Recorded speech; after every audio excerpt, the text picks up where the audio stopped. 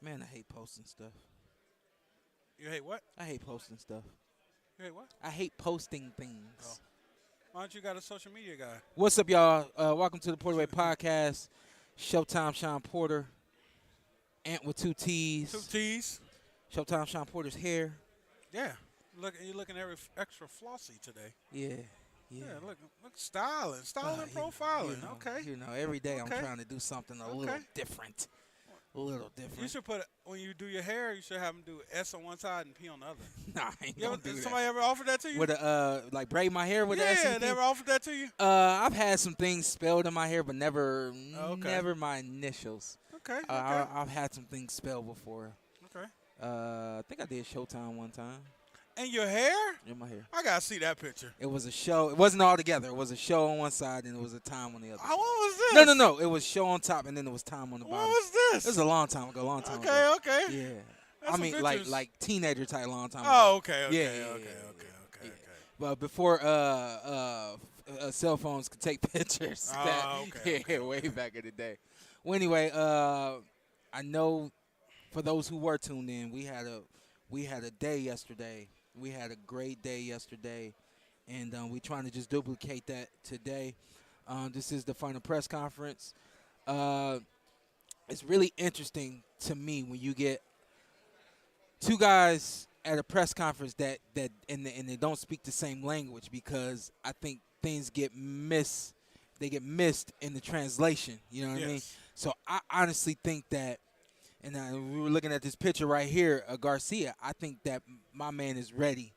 I think that this is going to be a real fight. Yeah. A real fight for Tank Davis. But I think in the press conference where you could say something to your opponent to let him know how real and ready you are, I don't think that's going to happen today. However, I do know from what sitting next to Hector yesterday, it seemed like if he hears something he don't like, he going to speak on it, so I'm interested to see how the press conference goes. Like I said, sitting next to Hector yesterday, he can't probably speak the language, but you can see it in his eyes. Yeah. His eyes says, he's ready to go. Yeah.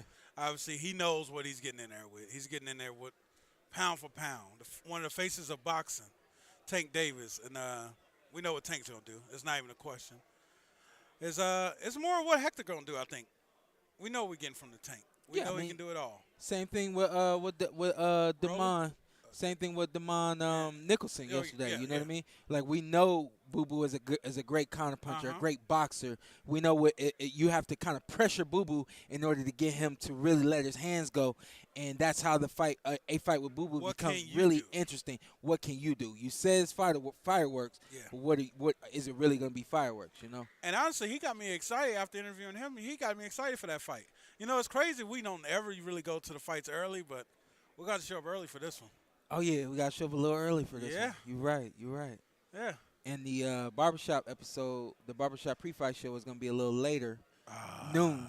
Not late, but later than usual. Than normal. Yeah, noon. So let's kind of go back to the house, get right back to the event, right back on the plane in the morning. That's how it goes. Right back to Vegas shooting the show. Yeah, that's how it goes.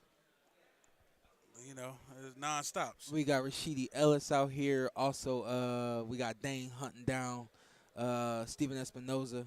Okay. I want to see if I can get Mr. Espinoza on the show real quick before he cuts out. That's Ellie over there with him, right? Oh, he was with Ellie for like a second. Yeah, then he just bounced, huh? Yeah. Okay. No biggie. Oh yeah, he got to go up on the stage. He's essential. Yeah. He's essential to the cause. Yeah. What about What about who? Tom Brown right there. Hey, does he do interviews? He about to. Mr. Brown. Mr. Brown. I've never seen Tom Brown ever do an interview. No. Last time I seen Tom Brown do an interview, he was talking shit. Yeah. Last time I seen Tom Brown do the interview. You say he was talking shit? Yeah, he was talking shit at the Crawford Porter fight. Yeah. I was like, oh. But that wasn't no interview though. That was, hey. I was like, who? I never heard this dude ever talk. Yeah. He was letting them know. Yeah, I remember saying a little slick stuff. You remember that? Yeah. Was you there for that? Yeah. Pretty sure I was there for that. Oh, man. What up, T? What up, man? How you guys doing today, man? How y'all see the fight going this weekend? See, let's get to our people. Yeah. Gives you people, when Tank fight, people like to pick rounds. Very disrespectful. Very, very, very disrespectful. But, I know. Weigh-ins are my main event. Hey, I told Tom, how you doing, man? Good, thanks. I'm Anthony. Hey, how are I told Shawn I never seen you talk. Last time I seen you talk? Well, I'm not going to talk long, I can tell you Okay. that. But I would after. Okay. You talk after? Yeah. Let's get it going. Okay. We might be off after, so let's do it now. Okay, well, I'm not going to go long, okay? Yeah, not long at all. 1 minute. But, Okay, but tell him what you were about to say. Hey, Tom, I said I never seen this guy do interviews. Last time I seen Tom do interview, it was at Crawford Porter, and he was talking some slick shit. Yeah. you know why? Why is that? Because Crawford was wrong about everything. He made this thing like, hey, Shawn forced that fight by being a WBO mandatory. And Aaron was up there that day too, talking like we worked together so well. Bullshit! It was it was a mandatory Purse WBO bid. fight. Well, it would have gone to purse bid. We settled, but I'm just saying, he didn't do us any favors on that. Shawn earned that right to be the mandatory, and that was his fight, or he'd have to vacate. Real quick, let's talk about the main event. I know you got to go. Let's talk about the main event. We had Hector on our show yesterday, and we both agree. Hector looks ready. What do you think about this fight? If you get a 100% Hector Garcia against a 100% Tank Davis, how does this fight look? I think we just got a tremendous fight then, because look at Hector's got a that reach advantage. Where and he seems prepared. What is he? 32 years old, I think. 31, 32. Yeah, he's right. He's prepared. He's come out of the amateurs on an Olympic team. He felt he got screwed in the Olympics. Really, he has 19 professional fights. He had 3 no contests too. So, he's experienced. He's ready to go, and I don't see any fear in the guy. Yes. That's what I like. I like that there's no fear in the guy. Exactly. Because I think, to me, that's always been kind of the first step in terms of getting past somebody who's powerful, past somebody who has, thousands of people coming out to see them. If you don't have fear of this guy, then you're equipped to do whatever it is you do well. And he's saying all the right things. Hey, let me get in there. Get the rounds going. He knows the advantage is his down, and just not getting caught. He said that. I just read that this morning. So he knows what he's up against. You got one more thing? No, I want to let him go. We had the man. Well, let's let him go. But like then let's real quick. Let's get a comment on Brittany Goosen's attire. I'm her dad. Shut up. As her dad, I'm my gonna point. come back to you in 18 years. And No. To my point. Do you approve of the way your daughter dresses? Where's she at? Of course I do. Yeah, she's a lovely young lady, and we thank you for. And she's my boss, really. She calls the She's actually shot. been your boss for how old is Brittany? She's I can't say. But she's been your boss for 20 plus years. Yeah, absolutely. That day she came out, new boss. Yep. Well, hey, we look forward to a great night of boxing. Thank you once again for putting this all together for us. See you later, all right? Yes, sir. All right. Thank you, Tom. All right. Appreciate it, man. Stay blessed. See you guys. That there is Tom Brown, for anybody that doesn't know. TGB. I thought he was the boss of bosses, but apparently he is not the boss of bosses. Brittany's is the one, huh? I mean, I see what he's saying. At the end of the day, They all hustle. We're the boss. They all hustle, though. In my house, I'd say everything's for Jalen. Jalen's the boss. Yeah, there you go. Everything. you go. So that's kind of how I go. I don't know how I go in your house, but that's how it is. I'm doing all this for him. DDA left us, y'all, so our camera is off right now because DDA left us. But here, let me twist this around right quick. You're supposed to turn it like that. It's turned, all right? Okay. Is what it is. I got it right too, didn't I? Yeah, you did. Yeah, all right. You should go behind the scenes.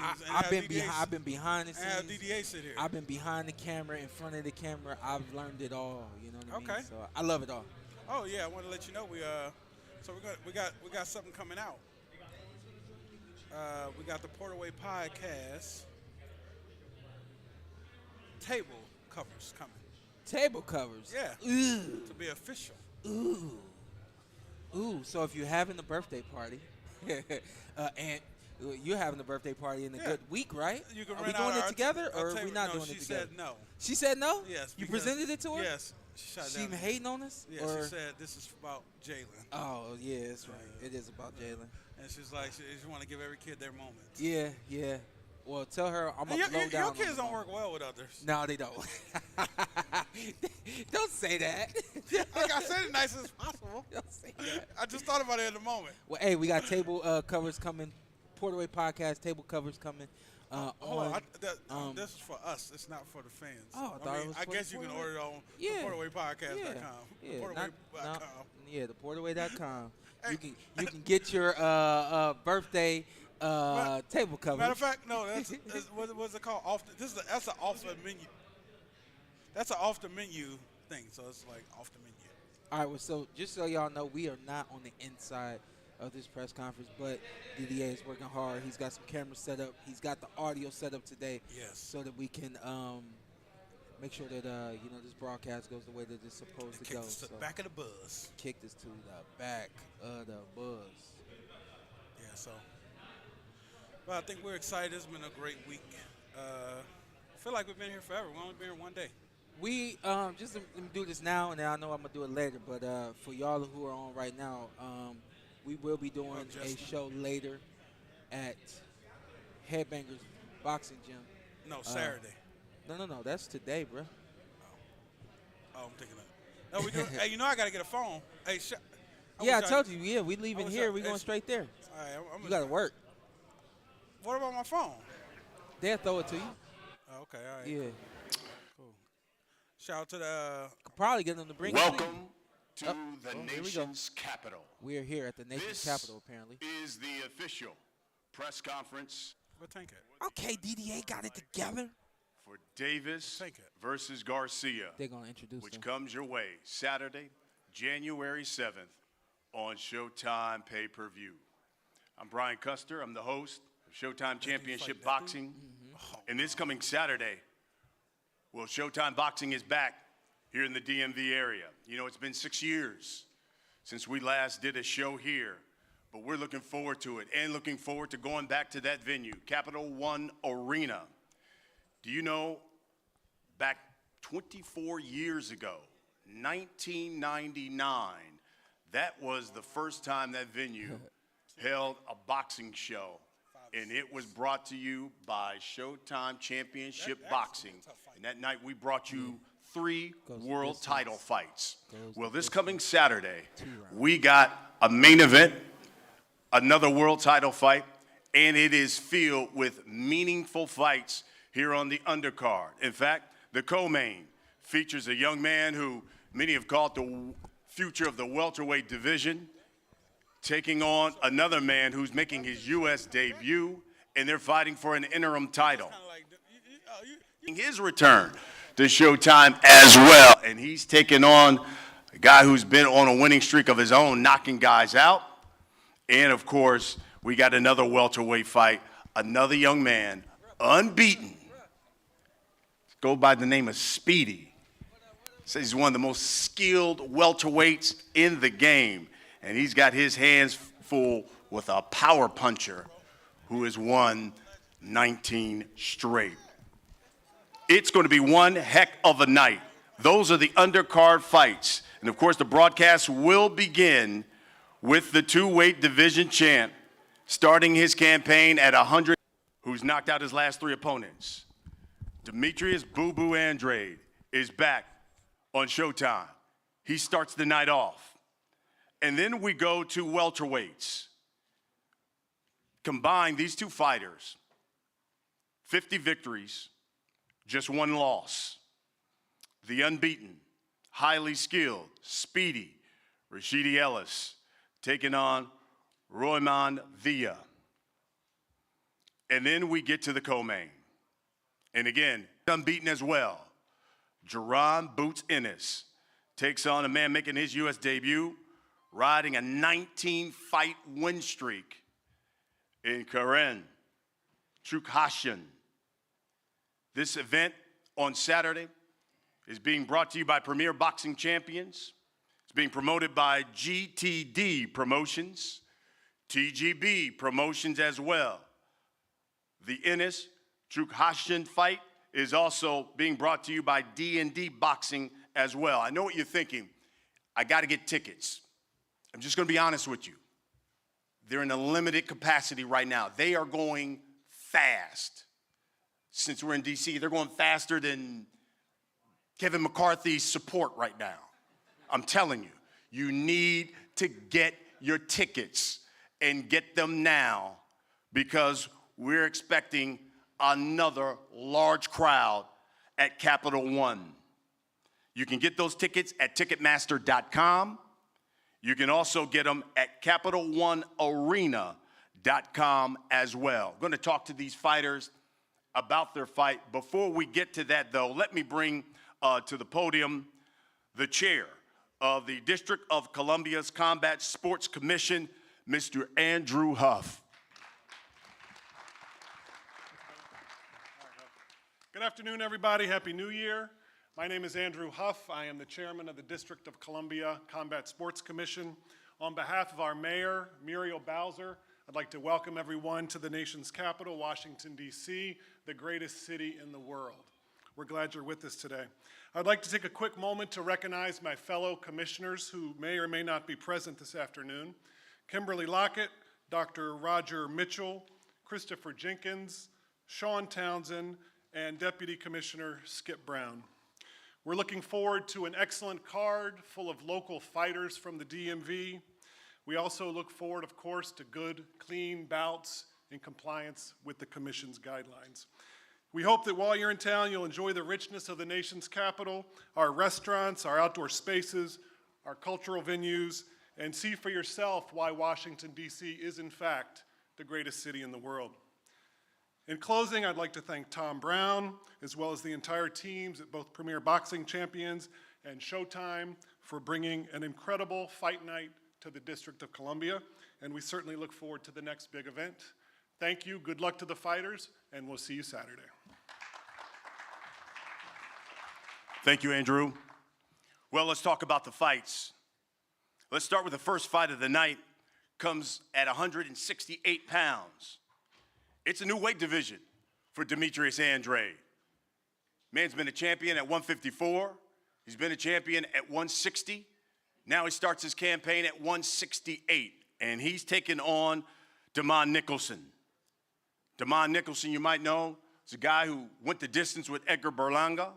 When Berlanga was at one point knocking everybody out, Nicholson went the distance with him. And all he's done since then has won 3 straight, all knockout victories. Boo-Boo, let me start with you. 168, new division. Give me your thoughts on fighting on that new division and coming back to Showtime. Yeah, man. Yo, mic check. 168, man. Just bringing more talent to the division. It's going to be a stacked division. It's going to be another division. Be like, wow, Andre's in there. It's me again. But yeah, it's great to be here, PBC, Showtime. It's just been a long time coming for this to happen. Now I'm here. I'm going to perform and give the people what they've been looking for, and looking for the future fights. And tell me why 168? You know, what was it about 160 that you said, okay, it's time to move to 168? Yeah, body genetics, man, you know. You know, I mean, damn. But nah, I mean, I'm just growing in size, and you know, I just can't make 160 anymore. I did it. I'm proud of myself. 154 champion, 160 champion. Now I want to move on to be, you know, champion all the middleweight division. So this is the goal. A lot of eyes are going to be watching you. You talk about at 168, some big names there. There's Caleb Plant, David Benavidez. Obviously, Canelo's there. We hear maybe Jamal Charlo's going to be there. I hope so. What's the message? Because they'll all be watching on Saturday. What's the message you're trying to send to this division? I mean, the message is letting the best fighters fight each other. That's it. There's no more running, no more excuses about network stuff. There's no more politics. There's nothing in the way anymore. So I'm here. So the message is it's time for us to get in the ring and make this shit happen. Damon, Saturday is time for you to make something happen. You got a guy that's coming into a new division. He wants to make a splash because he wants these big fights. Tell us what DeMond Nicholson's goal is coming into Saturday? My goal is just to dominate and win whatever way possible. I go into every fight, Mr. Bryan, looking for the knockout, the KO. I don't care if it's the first or last round. And it's the same with this fight, you know. So I'm going in there and shooting. Like I said yesterday, I'm shooting for the moon. It's time. It's my time. You know, he's been in the game a long time. So, hey, it's a new era. Boo Boo's been known as, by some, an awkward fighter.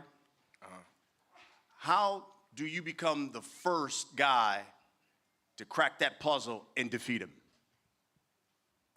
Applying pressure. Pressure busts pipes. Does this fight go the distance? No, sir. I guess DeMond's going down early. DeMond goes down. DeMond goes down.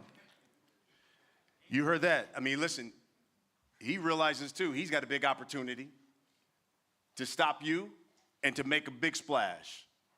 Yeah, for sure, man. That's the words that come out of everybody's mouth in the game. At the end of the day, man, I prove it every single time I step into the ring. So it's all good, man. Words are cheap when it comes over here. I mean, listen, my plan is to do what I always do, and that's win. Because humble beast. He's humble. You know what I mean? I can't be humble right now. There's no time for humbleness, man. The whole entire world is looking down on me. I'm a tune-up. But this is the first fight that I've been in where I've been 100% healthy. My skills is going to come out and they're going to see. You know, you guys are going to see. You know, I'm not trying to cut anybody off or nothing. You know, he's going to do the talking. I'm not worried about that. You know, my hands do it for me, you know? Yeah, same here. Over and over. Bring the fight, bro. Bring the pressure. That's what I'm looking forward to. I'm prepared for whatever. Don't matter. he's already said this fight's ended in a knockout. DeMond, he's made it known he wants big fights in Charlo after this. What about DeMond Nicholson? He has to get through me yet. He haven't fought me yet. What about Charlo? He hasn't fought DeMond Nicholson yet. Forget Charlo. Sorry, I'm not talking to you like that, but I'm just saying, you know, this entire little campaign, whatever they want to say, they've been talking about him fighting Charlo, Benavidez, and nothing like that. Like he's not fighting me first. Like he hasn't even stepped in the ring with me yet. You know, so I mean, it's kind of built up anger that I got, not anger, but frustration that I've been getting. You know, but it's really disrespectful, you know, to speak down on a man like that. You know, this is boxing. You know what I mean? You're never supposed to overlook the next man. You know what I mean? And they've been, excuse my language, they've been shitting on me. Yeah, I mean what I say. You know, he's saying words is words. Nah, fuck that. I mean exactly what I say. You know, and that's just what it is.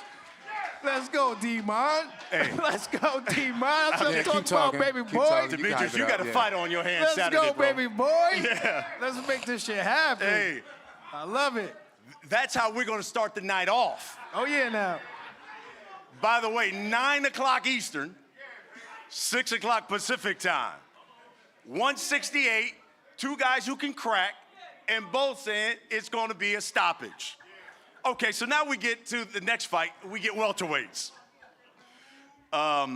This is going to be real good because you've got Speedy Ellis, unbeaten, taking on Roman Villa. Villa's on this 19-fight win streak, power puncher. Rashidi, I guess there are going to be a lot of eyes on you. It's been a while since we've seen you. You haven't been as active as you would like to be. So given that it is pay-per-view, a big audience, tell us what we should expect. What are you trying to prove and put out there come Saturday? Well, me being out there right now, it has no problem with it because I'm always in the gym staying ready. But, you know, I'm going to make a statement, show that I'm the big dog at the one. You got a guy who's extremely quick. He's got some pop.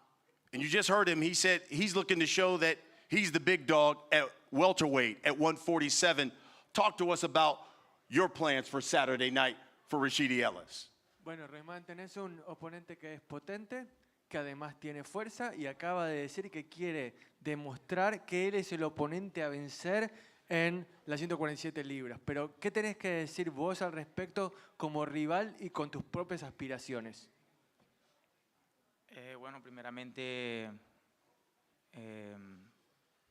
quiero darle gracias al Señor por esta oportunidad, porque Él es el que hace todo posible y si me pongo a hablar está de más, yo le voy a demostrar a todo el mundo aquí el sábado que yo vengo a pelear. Vengo a darle un espectáculo a la gente, un show y nada, no tengo más nada que decir, esperando el día de la pelea para demostrar que por qué estoy aquí, pues. Look, talk is cheap. Whatever that he wants to say, he's entitled to it, but I know what I'm all about. I'm all about coming here to do my job, to give the fans the show that they want to see, and also I want to thank the Lord for allowing me to have the opportunity to be here. So, like I said, talk is cheap, and the action is about to be seen in the ring on Saturday night. Roman, basically everybody you fought, you've knocked out. Do you think Rashidi Ellis will be able to take your power Saturday night? Bueno, básicamente casi todas tus peleas han terminado en knockouts. ¿Crees que Ellis va a poder soportar tu poder y va a llegar a la campana final o esto termina en un knockout? Bueno, yo pienso que el que sabe las cosas, el que sabe lo que va a pasar, porque el que conoce el futuro es Dios. Yo no puedo decir lo voy a noquear en tal round, voy a hacer esto, no. Yo dejo todo en las manos del Señor, Él sabe lo que va a pasar y que se haga la voluntad del Señor. I'm no fortune teller, so I'm just going to leave it in the hands of God. God is the only one that really knows what's about to happen on Saturday night. So I'm just going to leave it in my hands. What I'm going to do on Saturday night, leave it in the hands of God, and then let it be what it may. Speedy, you were quoted as saying you see yourself right now as the future of the welterweight division. That's kind of a moniker that Jerron Boots has had for a while. There can only be one future. Will we find out who's the real future of the welterweight division, I guess, on Saturday? Yeah, definitely. We won't see that. And who is it? Me. You guys talking like he got 5 arms, just like just a fighter just like me. So we want to see who's the top dog. And another back to Villa, like he be coming here talking nice, but him and his team talking crazy. Every time when he in the media, he act like he's sweet and everything, godly, but he be talking crazy. So at first I was gonna give him a casual ass whooping, but now I'm beating his ass. And if I'm not mistaken, did a member of his team contact you through social media? Still, it'd be the worst ass whooping was taken in my life. And probably some of them would probably be here, like, where they at? And what, I guess, is your message to them? I'm going to beat his ass. Roman, he says members of your team DM'd him that you were going to knock him out. And so he says he's going to beat your ass. Bueno, acá Roman, Rashid está acusando, digamos, a miembros de tu equipo de haberle mandado un mensaje privado vía Twitter en el que dicen que vos lo vas a noquear, o básicamente lo estaban tratando de intimidar un poquito, ¿no? Y ahora él dice que él te va a romper el, ya sabes. No poquito. Un poquito. Bueno, ayer tuve un problema por eso. Los entrenadores de Rashidi,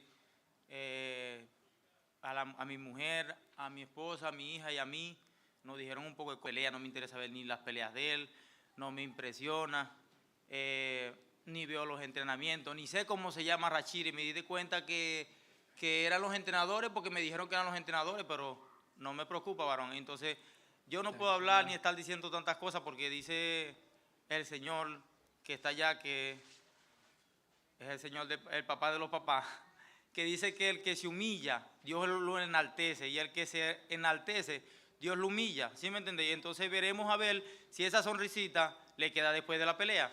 There you go. Now he's talking shit. Okay, let's get it. Okay, so listen, I wasn't aware of what happened, and you know what he says I don't really care about, because Rashidi also was, like he and his team, they were mean to me and my family. They said some things that I didn't like at all. So I'm not about to be throwing stones out there, and I want to stay humble. But at the same time, I want to see if that smirk that Rashidi has on his face right now remains after the fight on Saturday Savage night. with a smile, baby. All right. That's the second fight. In this fight where we could determine who's going to be the future of the welterweight division. That could happen real soon. Everybody know what I want. Just if they're paying, I'm playing. Like, come on. We already had this supposed to be set up for this fight. And Let's what go. Niggas, Yeah. we wasn't paying. Come on, man. I don't gotta say nothing. You guys else talking right like double the price like it was a lot. Like, come on, bro. We could have got it tonight. Like, come on, don't play with me. Don't play with me. We can Don't go play with now. me. Don't play with me. Don't play with me. Don't So do that's that. the second you fight. ain't like that. Don't play with me like But that. you got Villa first. Yeah. I'm gonna do it. You ain't like that. Don't play like that. Don't play like that. You ain't like that. And let's get to the co-main. Don't play like that with me. Get fucked up. Start Shawn playing with me. Porter. Yeah. Look at All right, I'm gonna keep it cool. He all bark, yo. Trukasha. He too moody. He too moody. All right, Boots. I got him already. I ain't worried about him. Let's talk about this fight here, because this is for an interim title, right? Yeah. Talk about not only being on this platform, being on pay-per-view finally, but the importance, because it is an interim title, and all of a sudden you become a mandatory for the unified champ of the welterweight division. Yeah, it's definitely it's gonna put me, right there in line, for Earl Spence, and the rest of those guys that's up there. So, this is definitely a perfect mark, to make my statement, and I can't wait. Now you got a guy who's been winning, and then you got a guy fighting before you who's looking to put on performance, because as you just heard, he wants you bad. Are you looking to send a message not only to the division, but to that young man as well? I'm looking to make a statement towards, the whole world. I ain't worried about him or my opponent. I'm just going out there to do me, have fun, put on a show, and get this explosive knockout, and then we can see what's next, Corinne, you're taking on Boots Ennis. He hasn't gone past 6 rounds.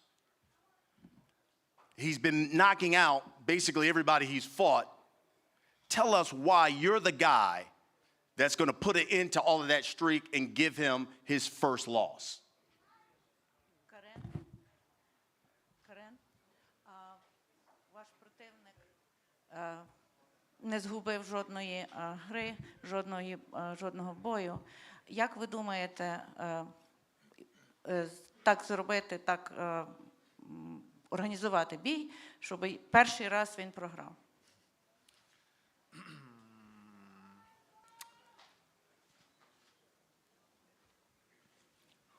Ми пройшли дуже гарну підготовку, об'їздили багато країн, мали багато гарних спарингів. Ми добре готувалися, у нас є геймплан, тому я думаю, у нас є все для того, щоб перемогти. Джарон дуже крутий супротивник, але ми також не просто... Serious fighter, but we were training, we were preparing ourselves pretty good. We traveled a lot of countries. We had a lot of sparring fights, so we have our tactics. You are making your U.S. debut.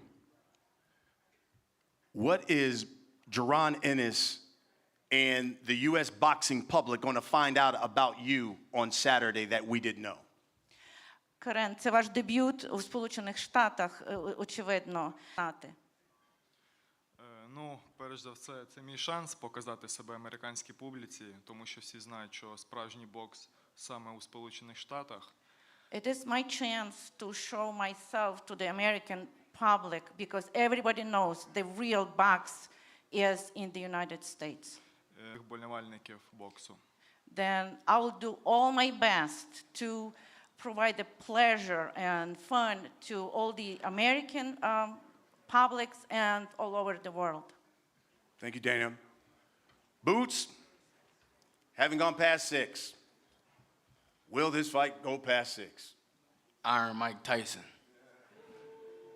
So you know, I mean, like I always say though, you know, I don't go in there looking for a knock. I go in there, you know, to have fun, you know, and establish my jab and put on the show for the fans.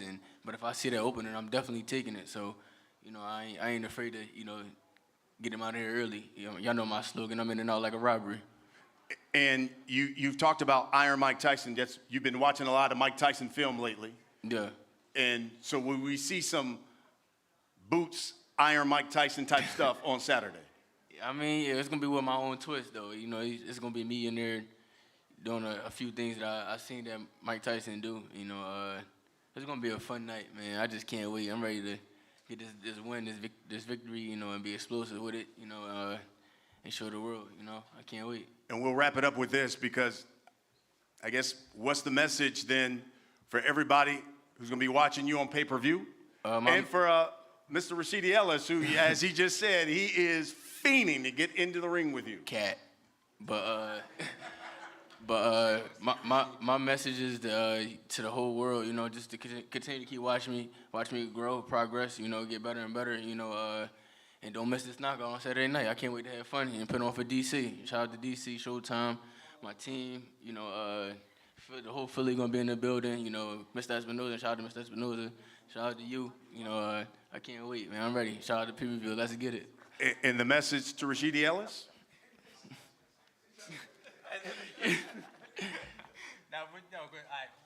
We'll do it after we do it. I love it. So there you have it. Yo. That is the co-main of the night.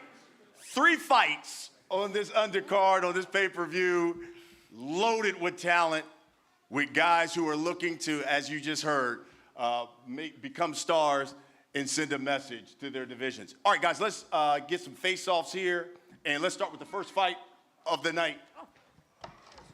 It's me again, and Damon.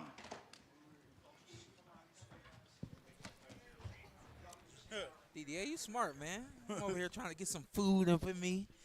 DDA, like, you want me to turn the mics on? Oh, look at him. Oh, okay. Man, Security? That's close right Security? there. That's close Security? right there. Security. Brandon? You better go up there. Brandon? They gonna need you up there. Nah, Ant, they need you. You better go on up there. No problems. Anthony ready. I mean, not Anthony. Andrew ready. Yeah. Hey, you know if my mom was gonna name me Andrew? What would you have preferred, Andrew or Ant? I'll take Ant. Take Anthony?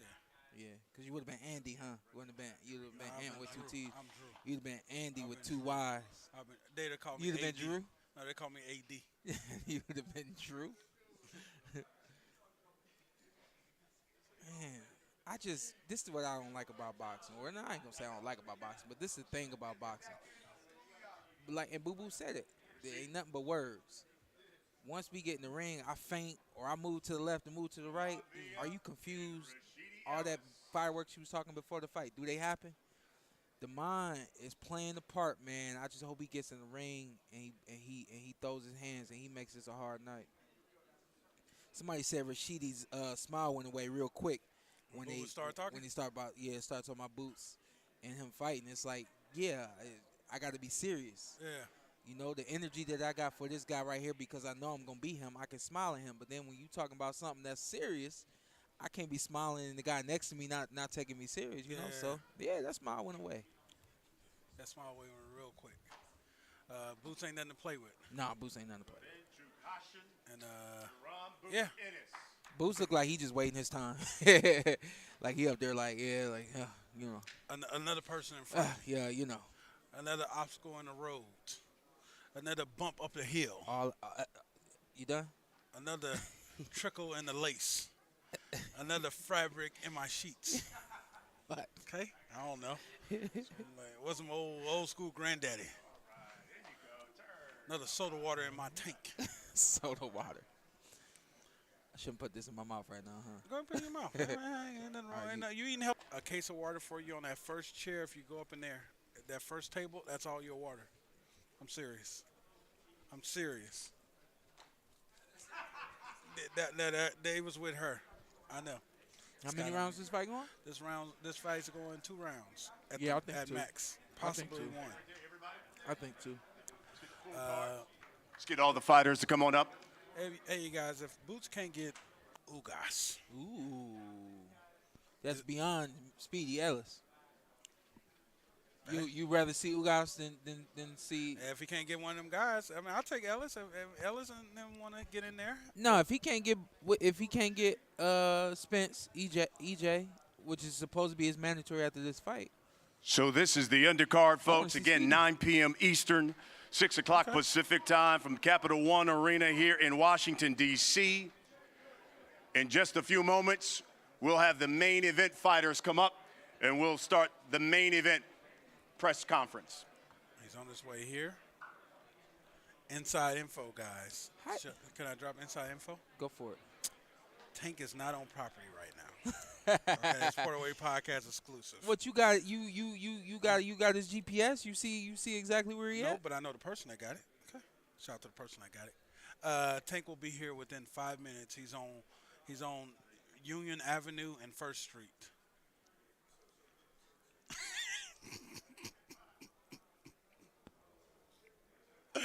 Oh man, what man? What? You just a knucklehead, man. Oh, you just a knucklehead. I've been told that a time or two. Hey, you remember when you were in school and that kid got kicked out of class and he had to sit in the hallway? That was you? That was I. And then I would look through the window. I was the kid that would ask to go to the bathroom just so and duck off? Yeah, just so I could go out and say, hey, man, you cool out here? You good? To check on me in the hallway? Yeah. I think we're both fortunate we didn't go to school together. Oh, yeah, that would have been bad. We fortunate we didn't go to school together. Bad, man. What was your grades like? I kept a AB average. AB? Sometimes I got C's. My parents didn't believe in C's. C's is average. You don't have to do nothing to be average. Yeah. I had some tough parents, believe it or not. Yeah. That's on good luck to my son, because he's going to need it. No. Oh, yeah, I'm between tough. you and your from that standpoint. Look at both of us. Yeah. From that standpoint, yeah. Good luck to him. Yeah. Man, he gonna be grounded a lot if he bring in a C. Oh, he can't bring in a C. Can't bring in a B. Oh no, damn. You good with a B? Oh, I'll let you slide with a B. Hey, between me and you, I'm gonna yell at you in front of your mom, and then when your mom leave to go to Target, cause she love going to Target. Hey, bro. Hey. Play PlayStation right now. Okay. I'll let you know when you pull it up. I'll let you know. I give you a heads up. I got GPS on her. Yeah, I'll let you know when you pull it up. But get your grades right. Hey, my dad used to be wild for that. Like, they'll ground me, and my dad would, like, take me off. My mom would come on, like, what are you doing watching TV? I was like, hey, my dad. Yeah. And she was like, no, hell no. Turn the TV off. But he would just give up on it. I don't know. That's weird. My sons do that now. But anyway, they don't want to hear about our kids. They want to hear about our family life. F your kids, huh? No, I ain't saying that. That's how they feel? That's how they feel? Yeah, probably. Let's see what they're talking about in the comments what right y'all quick. talking about in the comments? Ugas hurt Earl. Almost. Let's see what we got. Spence and Crawford. But we all want to see Spence and Crawford. But you know the boxing game. We want to see Boots in there with Spence and Crawford. But you know the boxing game, man. What you want, it's not what you're gonna get. So what are you gonna get next? That's why I take Ugas. I will also take Keith Thurman. I would also take Stanionis. All this is against Boots. Against Boots. I would also take who else we got against Boots that we can throw up in there? I do believe that the current mandatory, if I'm wrong, for Errol Spence is Keith Thurman. Okay. That's the current mandatory with the WBC. Yeah, I'm about to say he has a bunch of belts. He got a bunch of belts. So he got a lot of mandatories. Yeah. So people said, did Speedy duck Boots? So word on the street, yes, Speedy did duck Boots. Speedy said word on the street? Yeah. Speedy answered that on stage just now and said the money wasn't right. He said, y'all offered me double, but the original price was nothing, so double was nothing. Mm-hmm. So he said he wanted to get in there and fight with him. Mm-hmm. So, I guess I could see that point. Is a risk worth the reward? At the end of the day, these guys fight for money. Right. And I know as fans, we're like, hey, we don't care what you fight for. Get up there and fight. Right. But, the business has to be right. Yeah. Y'all really don't. Right. Yeah, y'all. And we don't know what that first number was, you know? And we can hear through the grapevine of what that first number was. But if we're not hearing from Rashidi what that first number was, we don't know. But the bottom line is just that. But the other side of that is if you asking for double, are you worth that much? You know what I mean? Are you bringing in – are you selling – are you bringing in the ticket sales in order to make that kind of money on this fight. You know what I mean? So, in a fight like this right here, you got to do something explosive. And the thing that a lot of fighters don't like to do, after you do something explosive, you got to talk about it, and you got to make sure you got to give people notice and a reason to want to come see you. Because if you're talking about double whatever the number was, but you're not worth that number because they know that the return is not going to be there, they can't give you that. AKA, you got to sell yourself. AKA, if you put yourself in a position in the ring to fight somebody, you have to be able to put yourself in a position outside of the ring for people to want to see that fight. You know what I mean? So it would be a shame for Rashidi to get this far, get this kind of status, and then he doesn't get to make what he should make against Boots simply because he's not a sell or he's not a draw, or he doesn't have the kind of fan base required in order for him to make the kind of money he wants to make. That's the bottom line. Is if they're saying we can't give you that much, that's because they know, hey, we're gonna have to put you on a co-main for another big fight in order for us to get that money. Here come one of our bosses, Ryan Hafey. I'm the boss. Oh, I thought Ryan Hafey was one of the bosses. Why you keep demoting me? What did I demote you to before? Everything, man. Oh. Now, here's the boss, Sir? No, go ahead. Just so you know, we're asking the fighters to stick around for a photo op after the main event press conference, so that's why they may not come out for a little bit. Okay? Whatever, yeah. If anybody's available, we'll take them. Because Showtime's also getting them now, but I'm making a point to all of them, like, Thank you. talk to Shawn on the Thank way you. out. Thank you. And the guy you're hearing now is Andrew. If you ever need any tickets to the fight, contact Andrew. That's Andrew at Louisiana.com. Wait. I got his number. He said, Jesus. But, hey, I see you guys talking about staying on this Virgil. How you guys see that fight going? That's a good fight, man. I like that fight. That's a good fight. The interesting thing that we've seen about Virgil is two things. Number one, he doesn't have the best feet, and you have to be able to get out of the way. You have to create that range. That I think we all know that. And then the other thing too, we've seen that he keeps his head on line. He does not use really good head movement. Yeah. He's not a pivot kind of guy. He's not a step around kind of guy. So, that's a firefight. I think. Yeah, it will. That's what I was thinking. I think that's a firefight. And Stanionis is better than you're just an average fighter. Mm-hmm. So you're gonna have to tweak your game a little bit to beat this guy. Yeah. And I mean, his dad is in the corner, so his dad's gonna be in for a challenge. Virgil. I think Virgil's dad takes over head of the corner at this point. I think he's done it the last few fights. I'm not sure, but this is one going to put him to the test. Yeah. Because Stanionis is nothing to mess with. Yeah. Well, so with Stanionis, you're going to have to make some adjustments after that first round, after that second round. And what Virgil has what is he, W something, WBA? Mm-hmm. WBA, I don't know, silver, I don't know how that goes. Huh? Regular, okay. So Stanionis will have like 2 WBAs if he wins that, and that won't be the regular. It's only going to be the real WBA. Yeah. Shout out to WBA. Yeah. Because I feel like at one time, shout out to boxing. At one time, shout out to boxing, huh? Yeah, Earl had the WBA. I seen James Jones with a WBA. Oh yeah. I seen Stanionis with a WBA. Yeah. Virgil has a WBA, and this is all in the welterweight division. Mm-hmm. Why? Why boxing? Why? Why? Why so many belts? We already have too much belts as it is. You said why? It has the real one, but man, the pros. Hey, we live to love this game. Interesting thing. Somebody just said I like what Michael Daniels he said. You talked about Boots fighting Ugas. Mm-hmm. He said before Ugas fights Boots, he's gonna have to have a strong, tough tune-up. Yeah, but is Ugas just one of them dudes that built like that? Like, I don't need a tune-up. Put me back in the ring with a killer. I like what Kell Brook fought Triple G. Kell Brook should have had a fight in between Triple G and Errol Spence. He went through something that he had never gone through before. Mm-hmm. In order for you to get back, get comfortable and all that, it's more than just sparring. You know what I mean? It's like somebody that hurt their hand.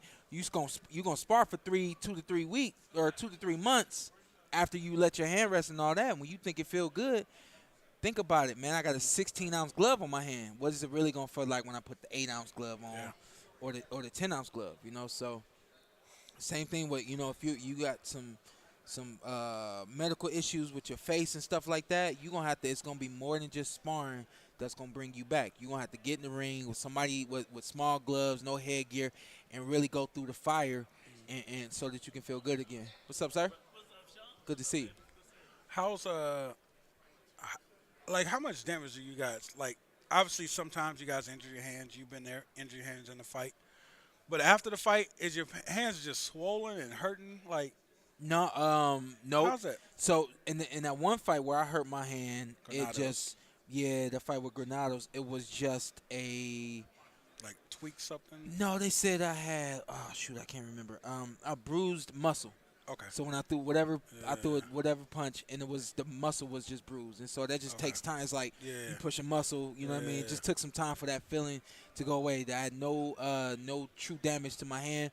Once I got back to training, it was no problem. But I've never broken anything, so I don't know how guys feel when they put the gloves on, and you know you got to close your hand like that in a strong, tight glove that's never been used and worn before. I truly don't That's know. like one of the worst things you can injure in the sport of boxing. I remember Mayweather. I think later part of his career was hand injuries. It was crazy. He did a lot of work on his hands. Yeah. But I don't know, like for instance, like I don't know the difference as a fighter between hurting your hand and hurting your shoulder. Yeah. You know what I mean? Like everything comes off the shoulder. Yeah, you that's know? true I don't too, I don't know what the recovery is like for the hand opposed to the shoulder. You know what I mean? So everything's different. Again, we're talking about the delicacies of being a professional fighter, and when y'all are saying go through this, go through that, y'all don't understand. Like it's a lot required. What's up, big dog? It's a lot required to go through it. You know what I mean? And recovery and all that kind of stuff. You see me after a 12-round fight. You know.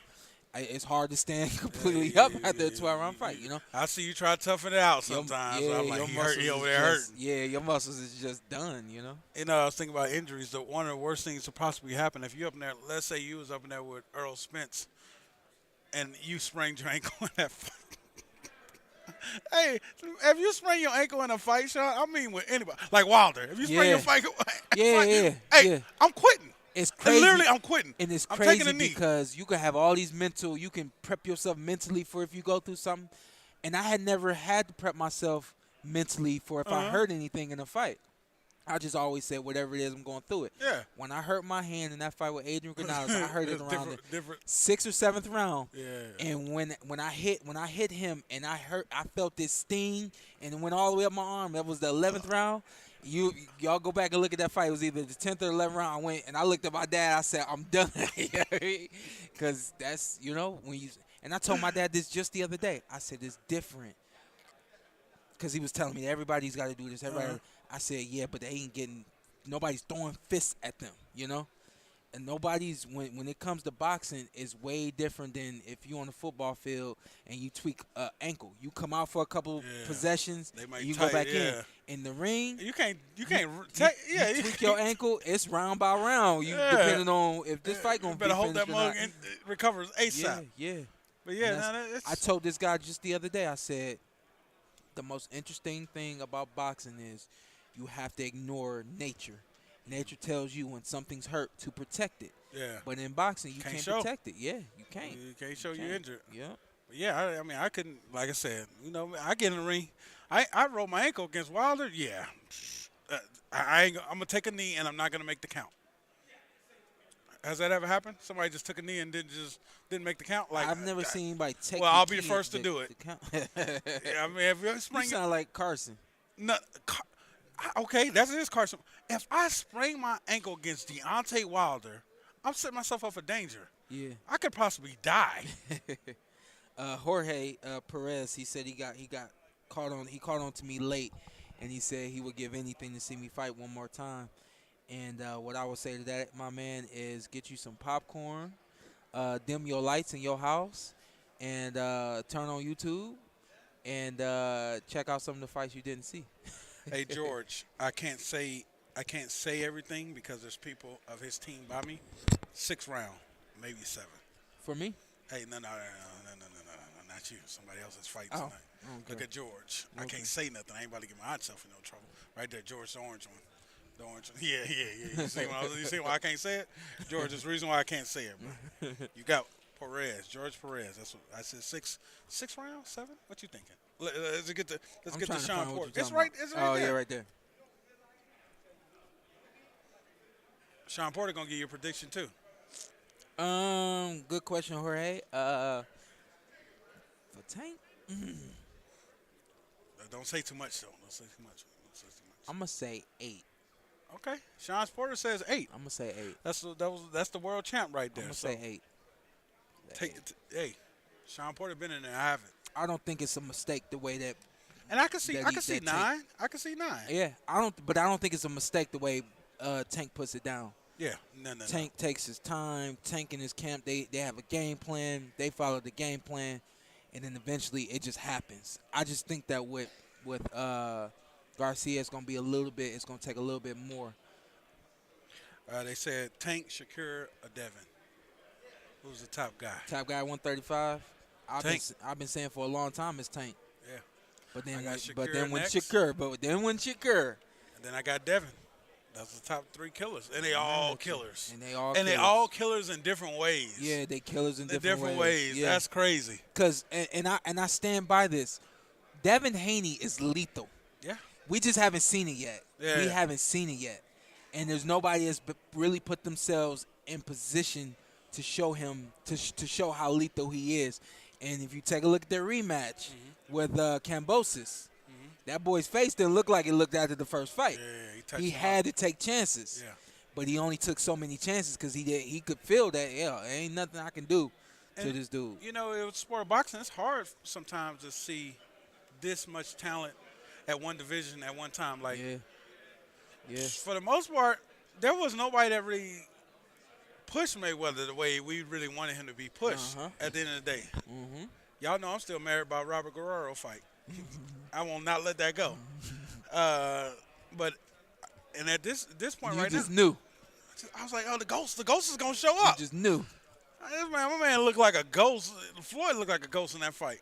But here's what y'all didn't know: Ghost was in his prime at 135. He Oh, fought that okay. fight at 147. Older.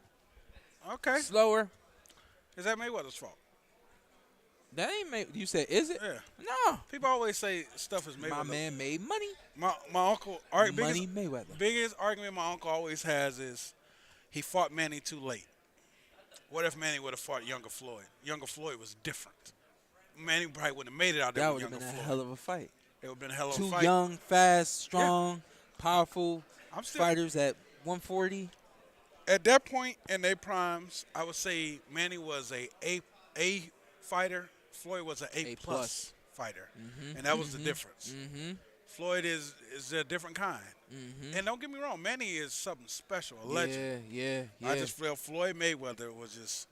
If you look at Floyd Mayweather's resume, he started knocking them early. Yeah. And at the end, he picked a lot of his fights. Yeah. Robert Guerrero. But he did it with some Yeah. He did it with smart, with intelligence, and at the end of the day, he always left us with some flair. And he got us a couple times. He got you a couple Yeah, times. he got me multiple times. And I'm the biggest Floyd fan. But he got me a couple times because, I mean, most time outside Did he get the you ring, with the Maidana rematch? Nah, he danced. I felt like he got the first one. Shout out to my man Horse. My man Horse just knew he was going to win the second one. Madonna was going to win the second one. Yeah. That's why I was asking you. Did you think No. Maidana? I wasn't. I always told you I was nervous. Shane Mosley, and for some reason going into Miguel Cotto, I was scared. Miguel Cotto seemed like he meant business. Life is good. He been commenting all day. He said, I ruined my hands in the 90s and thought ice and time would heal. Shake my head, just had surgery in October. Dang, 2022. Damn. 20 years of damage. Dang. Life is good. Did you hurt your hand boxing? Channel Trey, is Boots beating any great welterweight right now? Because these dudes, I don't see losing to him. When you say great welterweights, I would say there's only 2. Yeah. Terrence Crawford, Earl Spence. Yeah. Can he beat those 2? Oh, man. Yeah. The amount of stuff those guys been through in the ring and the moments, I don't think Boots been through in those moments and that he's going to need to defeat those guys. Terrence Cross has been up in there with a later Kell Brook, Shawn Porter, what's his name, the Cuban guy, and been hurt. Moments where you've been hurt, and I was talking about Terrence Crawford. Moments where he's been hurt.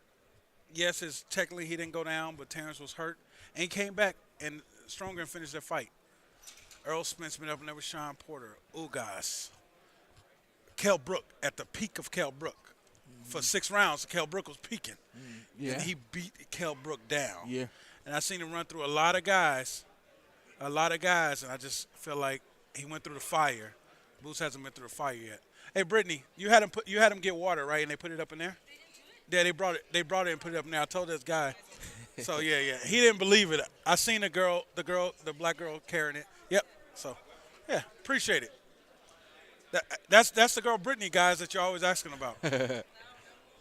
I just feel like he ain't been through enough fire. Yeah, and you know, so for us on the outside, it's like he's not ready yet. We're not sure if he's ready. We're not sure if he's ready. And then he's saying, I'm ready. I've been waiting. I'm in the gym 2 days after our fight. Dad is trying to keep me out of the gym for a week. I'm right back. You know what I mean? Like, those are the intangibles. And that's another thing, too. The older Boots get, he going to have to start taking some rest.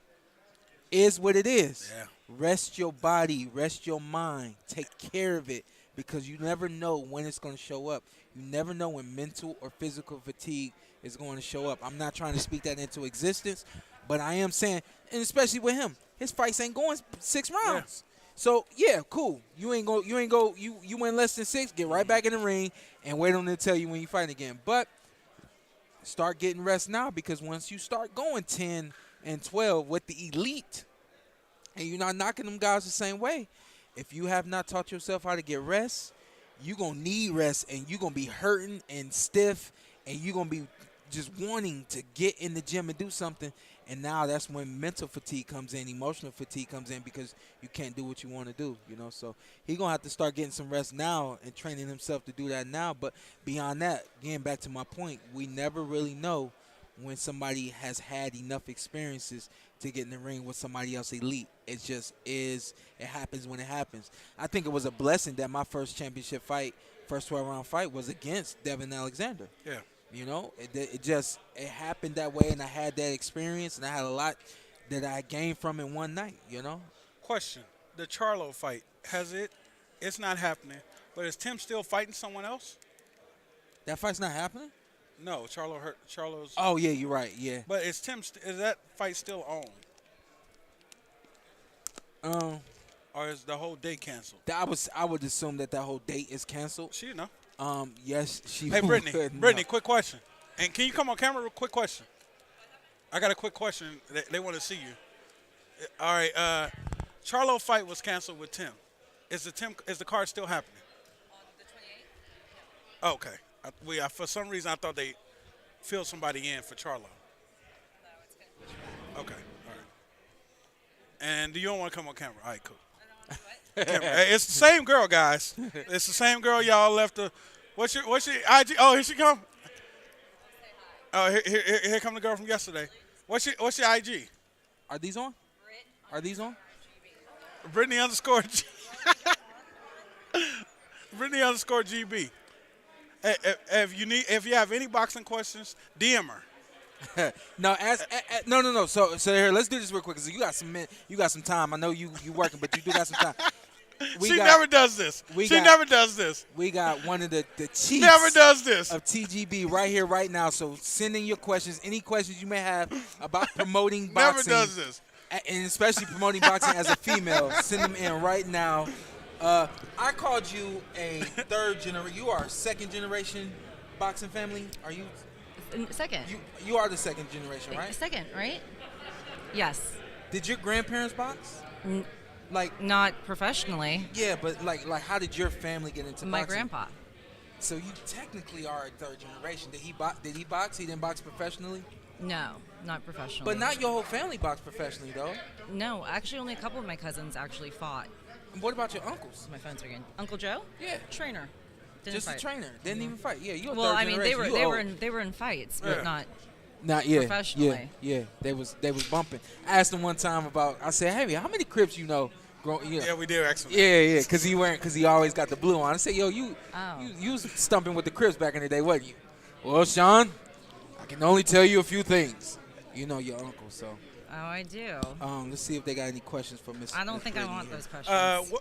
Brittany, what is the requirements for a man to go to your DMs? What is the salary you need to pull up in? What is the? I don't know. All right, so if you scared. think you gonna jump into Brittany's DMs, you got to be making 6 figures a month. I don't even read my DMs. She reads her DMs. No. Okay, she don't read DMs. Go to her comment section. Hey, I got you, baby. So, I got y'all. So Channel she gotta Trey, see something. Channel Trey said, "What's it like to promote and not be biased?" It's like when you have 2 guys that are signed to your promotional team. It's just a job, so it's just not a like job. that, you know? Yeah. But, like, when you fought, I was always very worried about you. Yeah. So I always kind of chose your side. You always have some fighters out there that you just have a little bit more of a connection with. Of course. Yeah. Is it, you get the emotional attachment to boxing? Is it hard to like with Shawn? It's like you don't want to get so connected to it. Because I told Shawn I'm so glad he retired because when he got punched, I felt like I was getting punched. I know. It's it awful. sucks. It sucks. It does. Damn, y'all act like I took a whole bunch of shots. Man, you took some punches? Yeah. Not like that. You talked about when we taking them. Talk about when I was giving them. Did you feel like, you know what I mean? Like, damn, I didn't empower you. You didn't feel like you was a part of that? Oh, man. No, just yes, that's exciting too. Yeah. But the other side of it is it's sad. Yeah. Yeah, it's just but pros and- I can't do that job. Your dad said that you're actually the boss of all this. Mhm. You're the person to talk to. Yes. You're the person to get it. You're the person to get the job done. Yes. How does it feel to have every weekend have so much pressure? Well, this don't start on weekend for you. When does your week start? Well, we start doing travel like the week before. Okay. And the hotel list and everything. But I'm used to it now. I could do this easily. And you sleep? Yeah. Okay. I just live my life. Okay. And do this. Channel Trey want to know if you can box. Yeah. You nice with the hands? I mean, I could, if I have to. When's the last time you went to the gym and did a boxing workout? Actually, I worked out with Ricky a little bit ago. Hello. At 10 Goose. Okay. Yep. So if you hit the mitts? Yes. Okay. Yes. Ask Christian. I hit him. What did it too, sound like? recently. You got some sound, or you just? Come on. All right, you right. You right. Who's your style? Shawn Porter, Earl Spence, No. Floyd Mayweather. What's your style? Muhammad Ali. I was about to say. No. She a chick talking boxer. She a boxer. She on her toes. I mean, if I have to. So if the bees want to disrespect, you ready? Yeah, I guess. Or I have people around me that are ready. Okay. All right, I guess. Bring in something else. She got security on security on security. Yeah. And then she got every boxer that's a part of. I'm gonna tell y'all a little story. I ain't gonna say where. I was somewhere with Brittany This at a is fight, and there was somebody that wouldn't move. I had a little name to him, and Brittany double checked with me. I barely know the rapper, and she was like, "Hey, if I get him kicked out of here, will it be a problem?" I said, "Nah, you good." She's like, "Oh, okay." Hey, my man moved. That's all I'm gonna say. I don't he was know if you know almost what I'm gone. talking Yeah. It was at StubHub? No, it was No, it was at Tank. At the Barclay. The last fight. Oh, right. Yes, I remember. Yeah. I'm not trying to get shot or anything. Okay, yeah. Oh, no, yeah. Yeah. Am I going to get shot? Maybe. Oh, great. Well, oops. But anyway, are we good? Are you good? Yeah, we're good, This man. is the We most. appreciate you. Yeah, you dropped your IG, so that y'all got that. She'll follow you back. She'll follow everybody back in the next 5 minutes. Oh. That will follow her. Sure. How hard? One last question for you. How hard is it? So we have this situation right now where we're waiting on Tank to arrive. How hard is it for you to get these fighters to fall in line with what they have to do as promoters? It's a full-time job. Yeah. I mean, it's constant, but. If what would you do to change it? Because I have something for you. Oh, yeah? I do. What's your? You have to start prepping these fighters on what they have to do. If you prep a fighter a week before they come into a promotion, I believe that they will act accordingly. I don't mean from a standpoint of it's going to take some time to get some of these fighters to be on time for everything, but from a standpoint of when they have to go on stage and look a certain way or do certain things, if you prep them for it, they will be ready to respond. See, and I don't really get that bothered by it because you're getting in that ring and you're risking your life on Saturday. So if I have to wait around for you for a little bit, it is what it is. But we're professionals. Or no, I ain't gonna say I can't say we. 'cause I don't fight agree. them. They're but, professionals. But Question. hmm Was the Porter camp on time when you? Always. Oh, okay. You Impeccably. Sure? Because I'm his personal friend. Yeah, and you it's- were, you were never he's not late. on time a lot. Shawn was always on time. He gets Always. on. You always got to the Why Fire you not on Talent time meetings. in real life? I don't know. I spent so much time being on time for fake life Oh. of boxing that I can't be on time for the real life of my Man. life. Did you say fake life? apparently. Boxing's fake life? It's something. Thank you, Brittany. Thank you. we Yeah, thank I gotta you, go. Brittany. Sylvia's calling me now. Brittany's the best. Tell Sylvia I said hello. Oh, I will. Thank you. Oh my God, never again. I don't think I ever seen Brittany do a interview ever. All right, thank you. We got you and your dad in one day. That was crazy. That was Brittany Goosen. That's her name. Yeah, Brittany. Okay, Goosen. okay. Look, she's still waiting to come back. She claims she don't like it, but she be waiting on it. Yeah, she walked around about 10 times. We finally had to get her on. I see you. What Dane at? Dane over there trying to steal somebody. I know what Dane doing. We're gonna get Marcus on. Oh, Marcus? Okay. Yeah.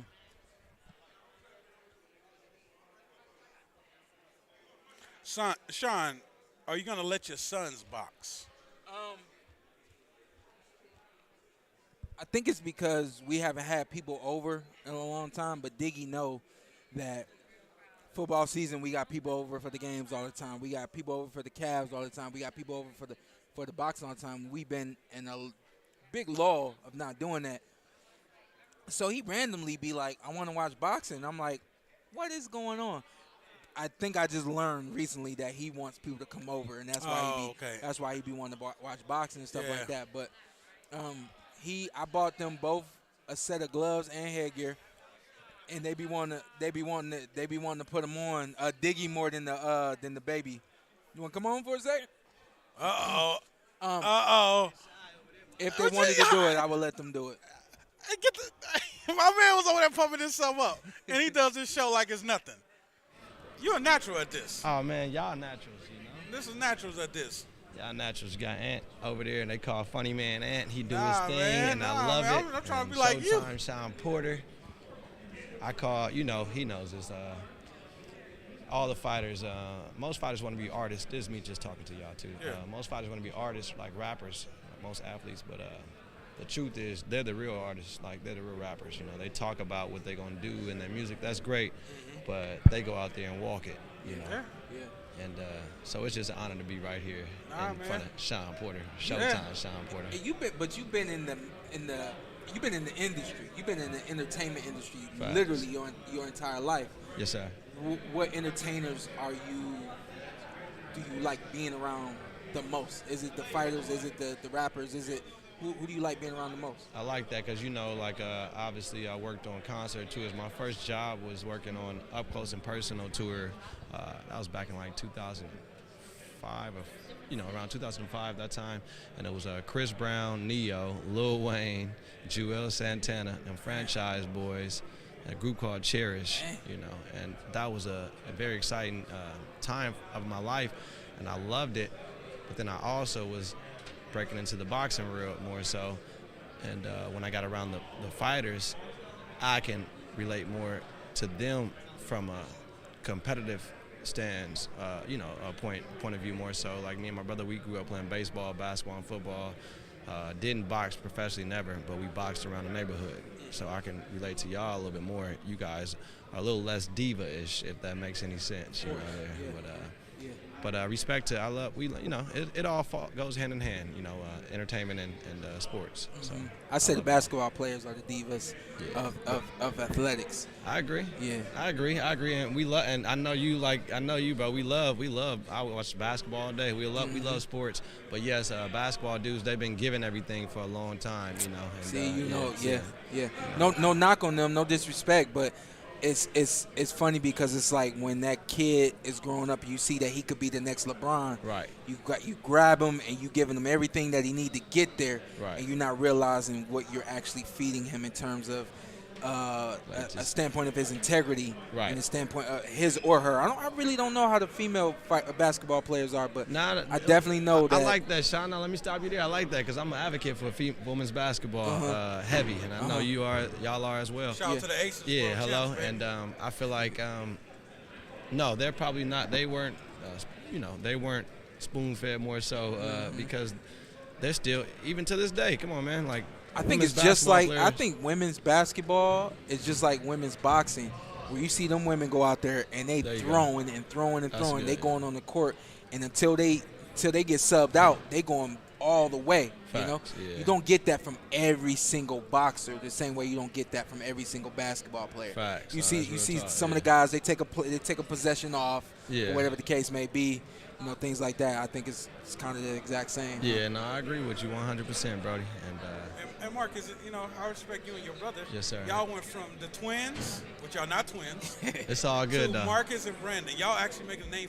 Yes, your dad gave you opportunity, but Yeah. you're taking advantage of the opportunity. Yes, sir. Busting your ass. Yes, So a lot of people, I know, people probably look, you're giving it. No, I took advantage of my all good. opportunity and I bust my ass. Now I'm known for Marcus. Yeah. Now people know Brandon. Yeah. But I say it right here on the PorterWay Podcast first. It did bother me early. If you didn't know me, that's why me and Shawn, we always talk about something too, because that's my bro, and I love it though. I appreciate him. I respect him so much because he actually was a guy that told me. At first, I didn't know who you guys were. I'm like, man, I don't want them guys around. Then we met, and he's like, bro, actually, I need those. He never needed us, but I want those guys more. I want to make sure, please have them there. And he came to just trust us more. Yeah. So with that said, it did bother me early, like when you get so much hate all over the internet and everything. Like it's like, dang, these people don't even know me, and they're over here just like hating on me. Yeah. But people hate what they don't understand. You find comfort. And people didn't understand. Even myself, Yeah. I didn't understand that you were simply there to help me if I need something. That's all. Funny thing was I never really needed anything, but Right. you was always there to just say, good, Yeah, I'm everything's good. straight. Cool, If you let need- me know. Keep And your just- mind, keep his mind right, locked in on handling business. Like I said, they're real warriors, man. Boxing, they're real life warriors. Like they go in there, they risk their lives, to give people entertainment, So the least we can do is make sure that everything outside of that is comfortable for them. Like your room straight, you need a bigger room. We need how many tickets you need. All kind of stuff, whatever it is. Me and my bro, I done see my bro sweat heavy to lose some weight. And, I don't know. Did I tell that story in the podcast? I know the story. No, we tell the story. I'll tell it one day. I know the story. I'll tell it one I day. know the It's all story. love, yeah. I'll tell it one day. And handle business too. One more thing, and I'll let you get Yes, out of sir. here because I know you got to get some things done too. It's all good. If you wouldn't mind, name a few of the fighters that you have come to appreciate, have a good relationship with the most, and also why. Yeah. Okay. What I like to do is I like to show people that we're more than just fighters. Right. That we have personality, that we have the charisma and the excitement. We're normal just like anybody else. Facts. You know what I mean? So, list some of the fighters that you personally, you really appreciate and you've had a good time with. Facts. I like that. It's so many. It's so many that I really can't say. But obviously, I'll start with you while we're here. Yeah. Shawn Porter. Showtime. Yeah. Shawn Porter is one for sure. Thank you. At the top of the list, and like you say, why? Because you're an honorable man, dude. Like you're not one of those guys that's gonna talk cool in your face and then go talk some crap behind. That's what I realized about you. You listen to the plan. I can't do that. I respect how you listen to your father, and your mother too as well, your parents, So you, Danny Garcia, that my bro Danny Garcia is an honorable dude too. Caleb Plant, Earl Spence Jr., good dude. I like his foundation and everything.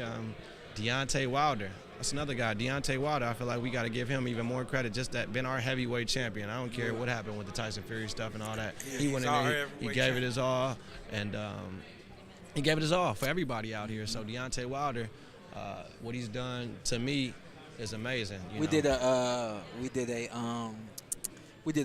question of the week, and it was if you were surviving in the zombie, whatever apocalypse. the apocalypse. What fighters would you want to be with you? Got you. And I chose Deontay Wilder as one of the fighters, not because he's a big heavyweight and he knocking them out.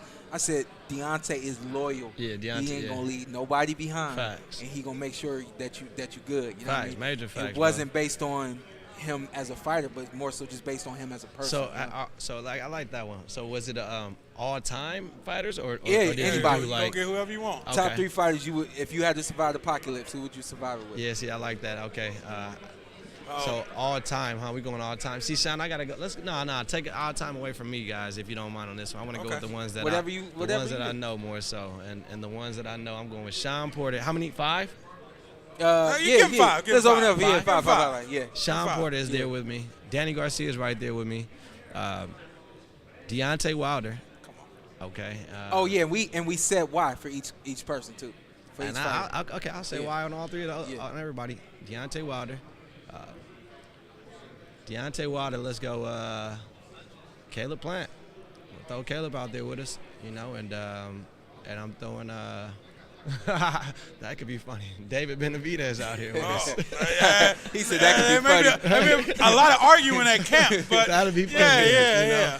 And the reason why is because those guys, like I say, those guys' character is sky high, and those guys they're not gonna leave you behind. I know that about these dudes. They're not gonna leave you behind, and they're gonna push. They're gonna push forward. I thought that was Stephen A. Smith. No. I did too. I'm like, he gained some weight. But no, they're not gonna leave you behind, and I know that they're gonna give it their all. Yeah. We're gonna go to the end. I know that for a fact. They're gonna go to the end. And there's so many more, but that's my 5 that I'll take right there with me. Okay. That's it, man. Well, we appreciate you coming on the PorterWay Podcast. I appreciate y'all, and keep doing what y'all doing. I'll let you know what barbershop we at on Saturday if you want to. Oh, you doing it out here? Okay, okay, good. Everywhere we go, man. That's a part of it. Most definitely. New York Brooklyn was a movie. Yeah, I saw that. That was good. I like Gary. That was good. Yeah, wow. I forgot, man. Gary Russell got to be in there with us too. Yeah. I'm sorry. I think I put Gary in mine. Gary's going. We're taking the whole. You know what? The whole Russell clan is gonna come. We're gonna take them as that. Right. It's gonna be 8. Because Gary ain't going without one of his. Right. Antoine and Antonio. Yep. Exactly. Well, we appreciate you, sir. Nothing but love, man. I appreciate y'all. Make sure y'all follow the PorterWay Podcast, and y'all keep doing what y'all doing. And they asking you to come back on IG lives. Oh man, I'm gonna get them back going, and when I get back going, I want Ant and I want Shawn on there with me. I want to interview them. So what's your IG, right quick?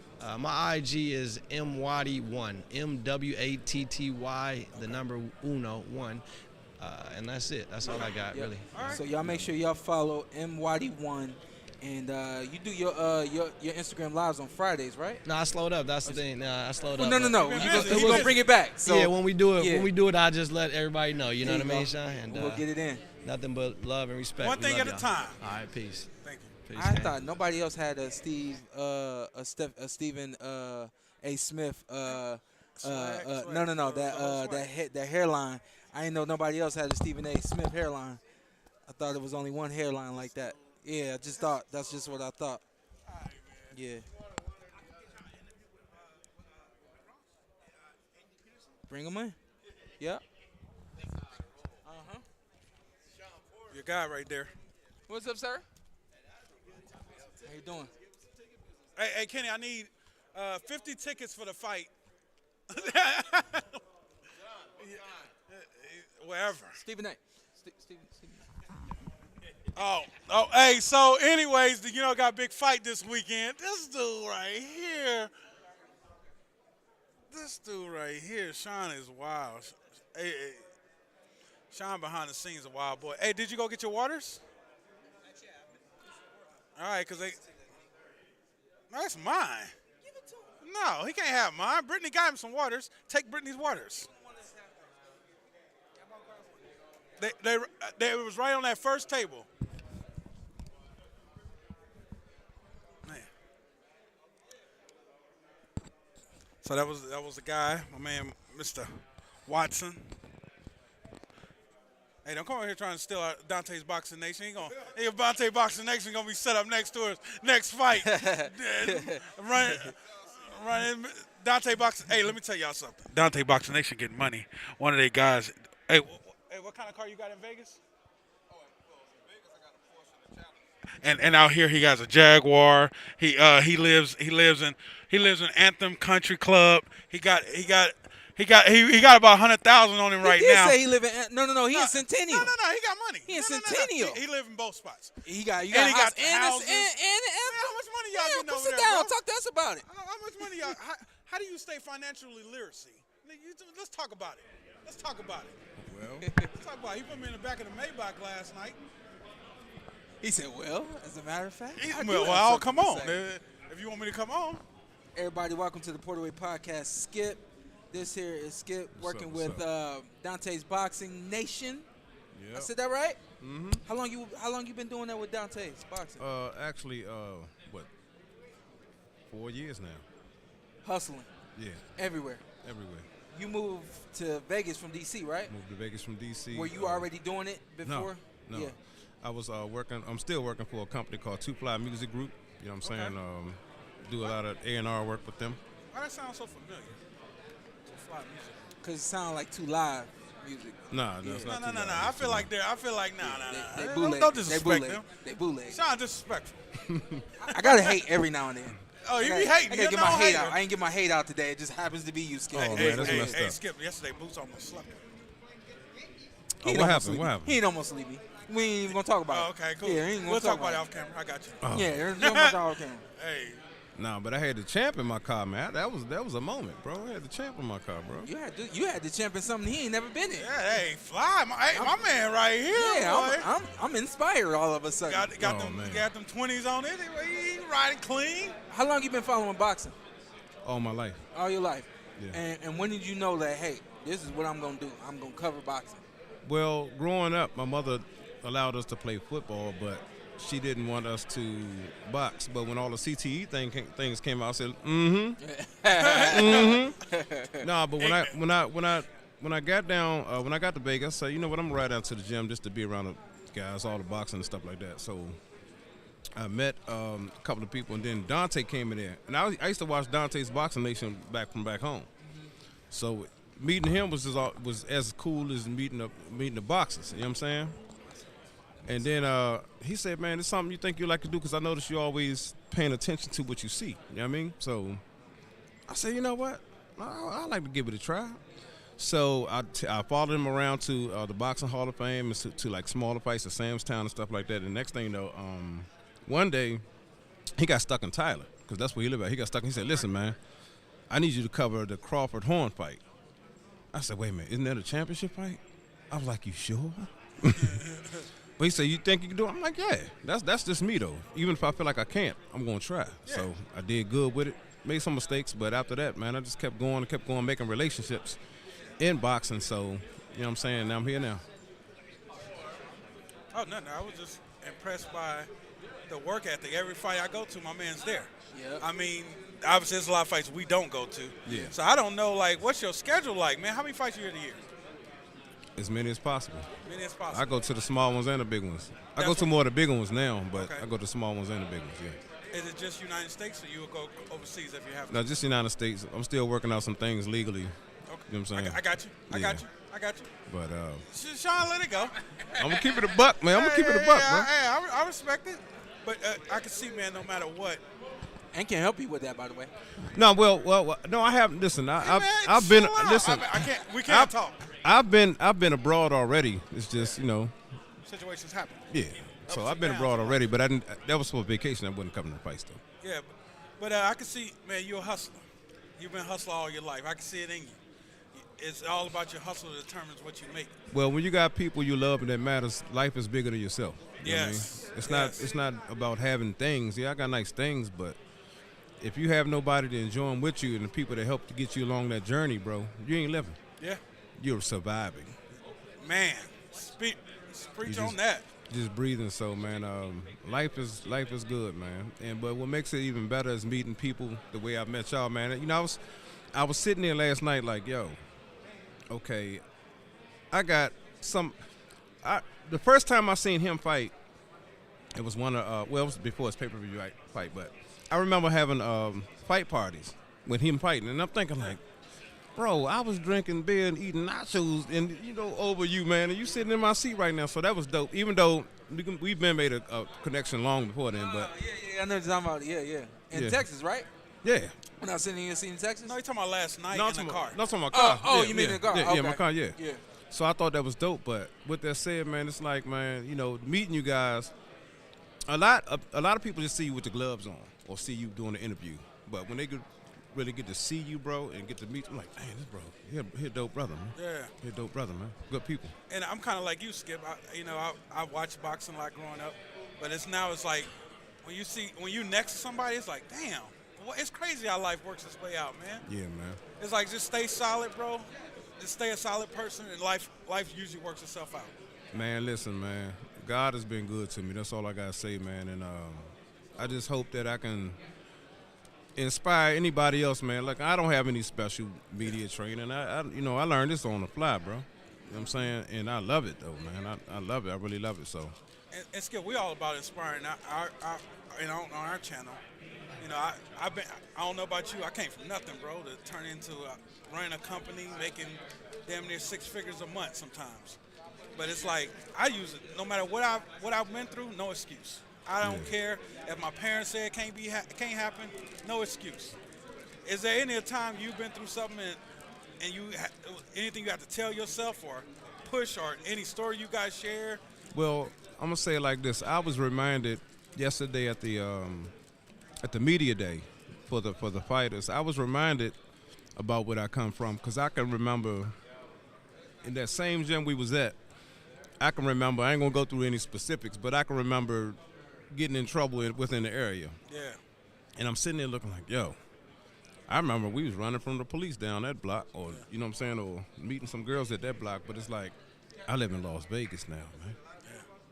You feel me? I live in Las Vegas. How'd that happen?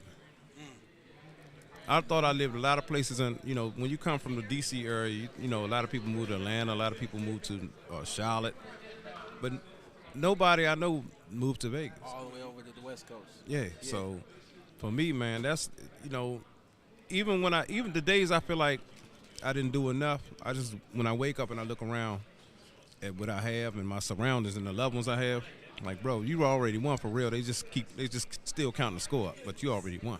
I love that. You know what I'm talking about? You already won for real. I love that. Yeah, you already won for real. But they just tallying up the scores. Yeah. You know what I mean? One more thing for you. Professional championship caliber fighters, like, when did you? Yes, we used to go down to the gym. When I lived in Palmer Park, we used to go down to the gym and watch. I remember we watched Ray a little bit. Sugar Ray trained for Hagler. Okay. For the Hagler fight. Okay. And that for me was huge, man, because it's like, and shout out to David Jacobs too, who used to train him. His son, we call him Big Clean, David Jacobs Jr. Man, that's my man. I talk to him all the time, and he's basically carrying that torch for his dad right now. So, yeah, Palmer Park had a lot of talent come through there, bro. Like, for real. So, to my question was gonna be, are the fighters what you expected them to be? Are they more or less? Did you know exactly what you were getting into? Well, what, covering it? Yeah. My respect level went up higher because I realized it didn't hit me until the first fight I covered, and I seen a fighter after he got out the ring, not after he showered, but after he got out the ring and sat down and was getting checked out by the people in the back. I was like, yo, this dude just literally went through a war, and he has to talk about it, win, lose, or draw. You know what I'm saying? Yeah.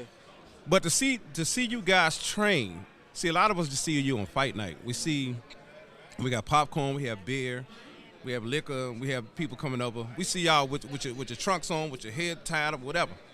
But we don't see when y'all get in the gym. We don't see when y'all running those miles. We don't see when you might have a family problem, but you still got to keep on going. We don't see when you get sick. We don't see when you know what I'm saying. It's so much sacrifice. I'm gonna say it like this. I believe every boxer in the world, no matter what the highest paid boxer is getting, he's underpaid. Because anytime that you in an activity or a sport where each round you're risking your life. Yeah. Not 6 rounds. From the first punch, one punch can kill. Yeah. That's what we don't think about or really even know as fighters, that you're risking your life in the moment, but you also risking your life because you never know when that punch is going to when it's going to show up again. You know what I mean?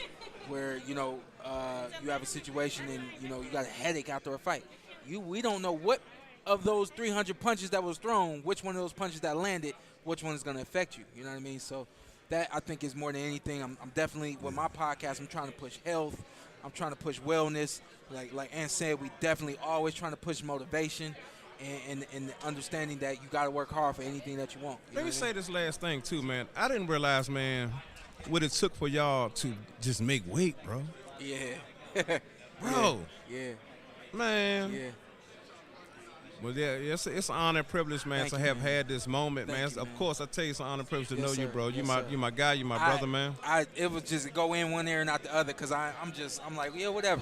But I certainly do appreciate that, big dog. Really do. Absolutely, man. Really do. Absolutely. Thank you. Love, baby. And, Love. and Thank I God, need one more ride in the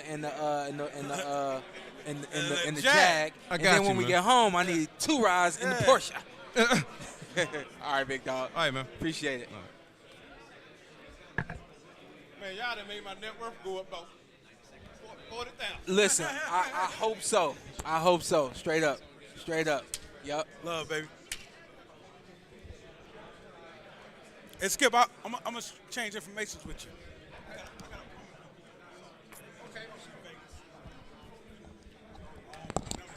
I'll make sure you get it. Yeah, I'll make sure y'all connect. Yep. Hey, they be like, hey, what up? 702. Yeah, what up? No, man. Damn I'll put my it. number out there. We're going to get Coach Cal. Yeah, and then we got him. Coach. Came to see me yesterday. Like 5. Listen. Yeah, nothing too crazy. Coach Cal? Yes, sir. Shawn was interviewing me before everybody else was. Yeah. It made sense.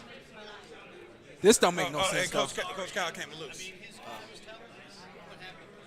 You know I not do all that, man. Yeah, you good. You on. We got a podcast too, You y'all. on. Yeah, I heard. I was like, hey, ain't nobody tell me. Hey, Coach Cal, start your podcast. I'm about to do that. Let me. Hey, Coach Cal is built for podcasts.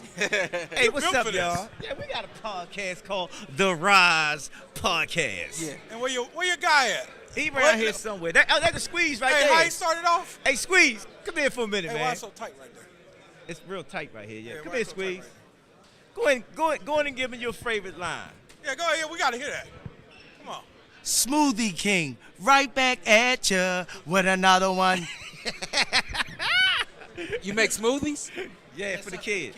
Okay, Yeah. making smoothies. Yeah. Okay. I'm trying to crack a joke, and he came right back at me like, yeah, as a matter of fact, I do. Yeah. Now what? Coach Cal, what you went home? You right up the street, huh? Yeah, I'm right up the street. I'm Okay. right at If home. you right up the street, where the hell Tank at? He's right man. up the street. Yeah, I know he right up the street. Where the hell he at? And Brittany said 15 minutes, 30 minutes ago. He should be here in a minute. That's how. Okay. That's how he roll. You know. Yeah. Yeah. Perfection. As a matter of fact, he's coming into the building right now, so we got to See? hurry up and get Coach Cal in and out here because Coach Cal is Yeah. on the move. See. Swag. When do your podcast, Rick. Shout them out. Yeah. When can people see your podcast? You can and see when? my podcast 12 o'clock on Sundays and 9 o'clock through Monday through Friday. Wow, on YouTube? On YouTube, on I think it's I forgot the name of it. But you can just We'll get him knocked out. You can just go on my page and you'll see all the information. It's on live? that. It's live. Okay, y'all make sure y'all tune in. All right, Coach Cal, I'm we gonna gotta get start outta tuning here. in too. All right, Yep. please do. Hey. And we'll We talk always later. talk about you. Yes, sir. Yo, we I always love it. talking about Yeah, you. well, we got Love it. We getting him out of here now. All Thanks, right. Coach. Man, thank y'all, man. Thank you, God thank you. Come on now. Come on now. No, good. Yo, come here. This man go way. Yeah. Hey, listen, and this the truth.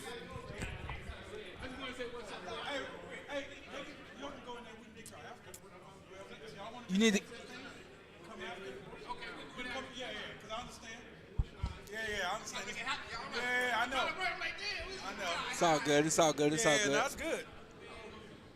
I trip on all of it. When people say watch, I trip on all of it. Like Skip sitting next to me, and he like, man, it was an honor and a privilege to have you in my car. I'm like, yeah, whatever. But he's told me before, like, it's an honor to meet you. I'm like, yeah, whatever. Then I see people on the streets and like, man, you're a legend. I'm like, thank you. Like, I can't believe that people talk about me like that. And then you look at somebody like Coach Cal, who's known me since I was a teenager, and he like, goddamn, like, I can't believe you're here doing what you're doing now. And he's just proud of me, man. And I'm proud and humbled that I can be who I am, and I truly am, man. I'm blessed. You know, hey, a lot of people love you. And like Yeah. I said, what I get always when I'm out and they notice me, what's up, Aunt? Where's Shawn at? I don't know. Believe it or not, I'm not with Shawn every day of my life. Yeah. Even though it looks like it. It definitely looks like all we do, like we live together, but we don't. Hey, believe it or not, I did move closer to him because of complaints. Yeah. I did have to move closer to him because they felt like I was too far away. Yeah, I said, man, you too far, man. Let's go. Well, so Tank has arrived. Yeah. Garcia has been patiently waiting this entire time. I imagine they put him in the room and just had him sit down. He wasn't sitting up. Yeah, there. I was gonna say. Don't do that. I imagine they had him in the room. He was just sitting down. And as a fighter, obviously it's too late to tell this man this now, but as a fighter, you just got to know who your opponent is and what you're dealing with. Yeah. He showed up on time. He was professional, being how he needs to be. But when you got somebody that's going to show up late, don't allow it to affect you emotionally. When you got somebody that seems like they don't care about this moment, don't allow it to affect you. Just stay calm, stay cool, and stay in the right space that you need to be in. And I seen somebody talk about inspired to start your own podcast. Biggest thing I can give you guys, if you're going to do your own podcast, don't try to be nobody else. Be yourself. Mm-hmm. There's no you in the world. There's no Shawn Porter. There's no Ant. There's no Dane. There's no DDA. There's only one you.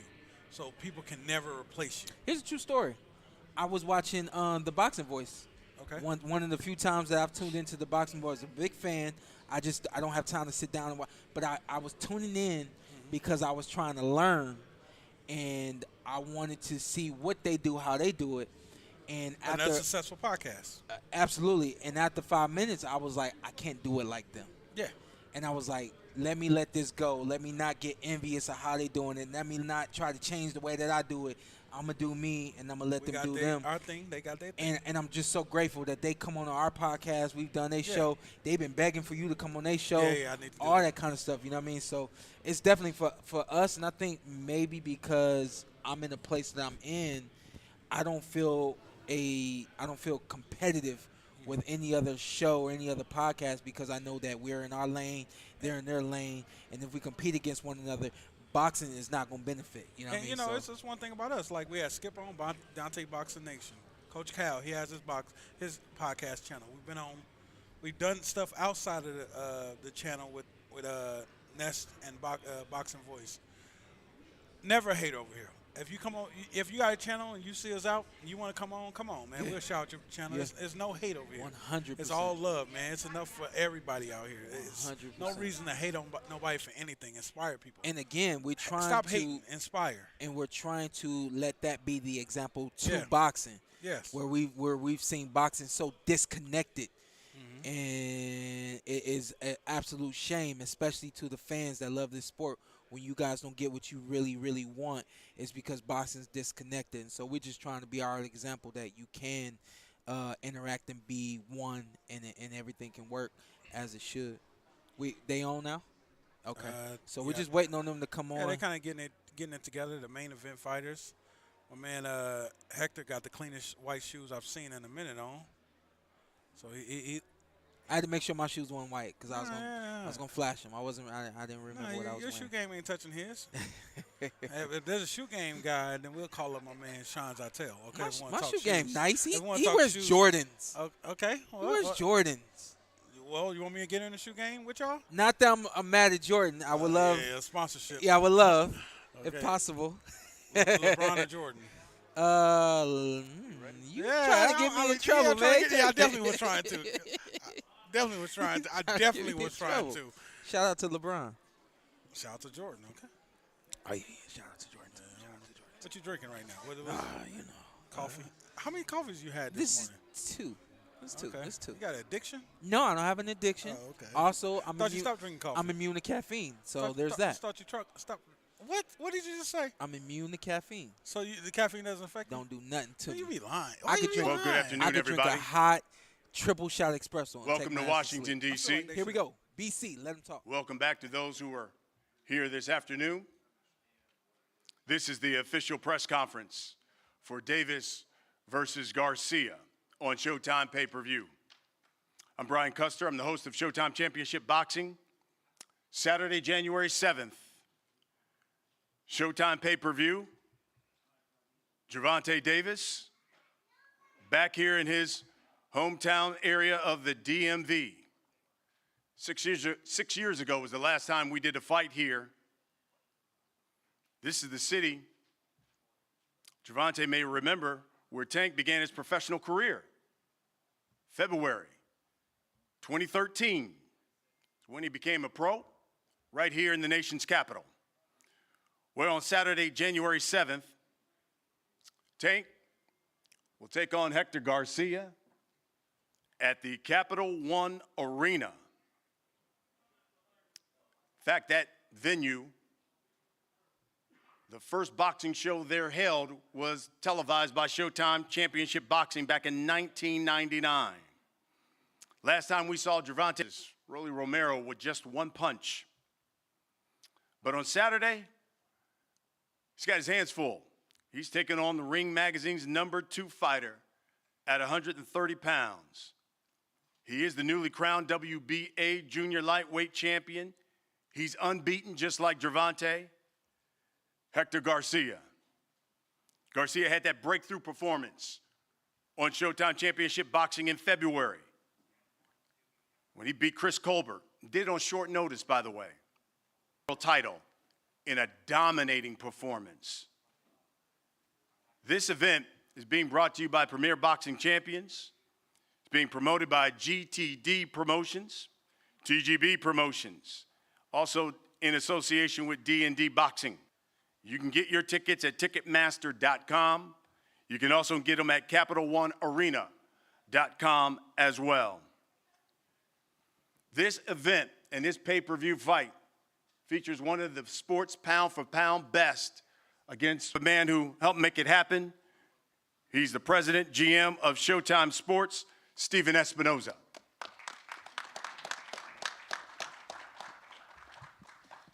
Thank you, Brian. Gervonta Tank Davis versus Hector Luis Garcia. It's the first Showtime. You know, Tank is assuming a huge risk, facing a dangerous fighter like beat Chris Colbert, highly touted prospect, on short notice. Then he won his world title by beating Roger Gutierrez. He's a 5'9" natural southpaw, 16-0, 10 KOs, 400 M's. Is a formidable opponent for anyone, including Tank. All of us at Showtime are thrilled to be back here in the nation's capital. This is the 10th time we've been in DC, and as Brian said, it's the first time we've been here since 2016, the first time that I saw Tank in person. He was on the off-TV undercard on an Adrian Broner card at the Armory, and his promoter came up to me and said, "You should make sure you get here early to see this young kid I'm working on," and that was Gervonta Davis. So a lot of parallels, you know, in this return, not just because Tank is Tyson's last fight of his career against Kevin McBride. And at that point, it was not the Capital One Center, as the MCI Center. This will be the 13th time Tank has appeared on Showtime, the 5th time on a pay-per-view. And by now, we all know what to expect. Every time Tank fights, it is must-see TV. He sold out arenas in LA, Atlanta, Baltimore, and Brooklyn. This last fight in May, the highest grossing and most attended combat sports event in Barclays Center history, nearly 19,000 people. In fact, over his last 6 fights, he's averaging nearly 15,000 people per event. And if you look across boxing and see the number of fighters who are doing that, you can count them on one hand. So we're in for an exciting, high action, highly contested main event, but as usual, Showtime is delivered. He's fighting for an interim title, the interim IBF title, fighting to become the mandatory, get his shot at a championship fight. Now, there's lots of stats you can say about Boots, but the one that's most impressive to me, if you take away his no contest against Chris Van Heerden, which was the result of a headbutt, Boots is on a 19-fight. Like Tank, when Boots fights, you know what to expect, and it's all action. But that's not it. Also on the card, rising contender Rashidi Ellis, taking on a Showbox alum in Roy Monville. You got Demetrius Andrade making his debut. Kinds of fights that you have all on one card, and that's not it. We can go down further on the card. Lamont Peterson, Anthony Peterson, Brandon Lee, Vito Malnicki, Jalil Hackett. You know, from the established veterans to some of the best.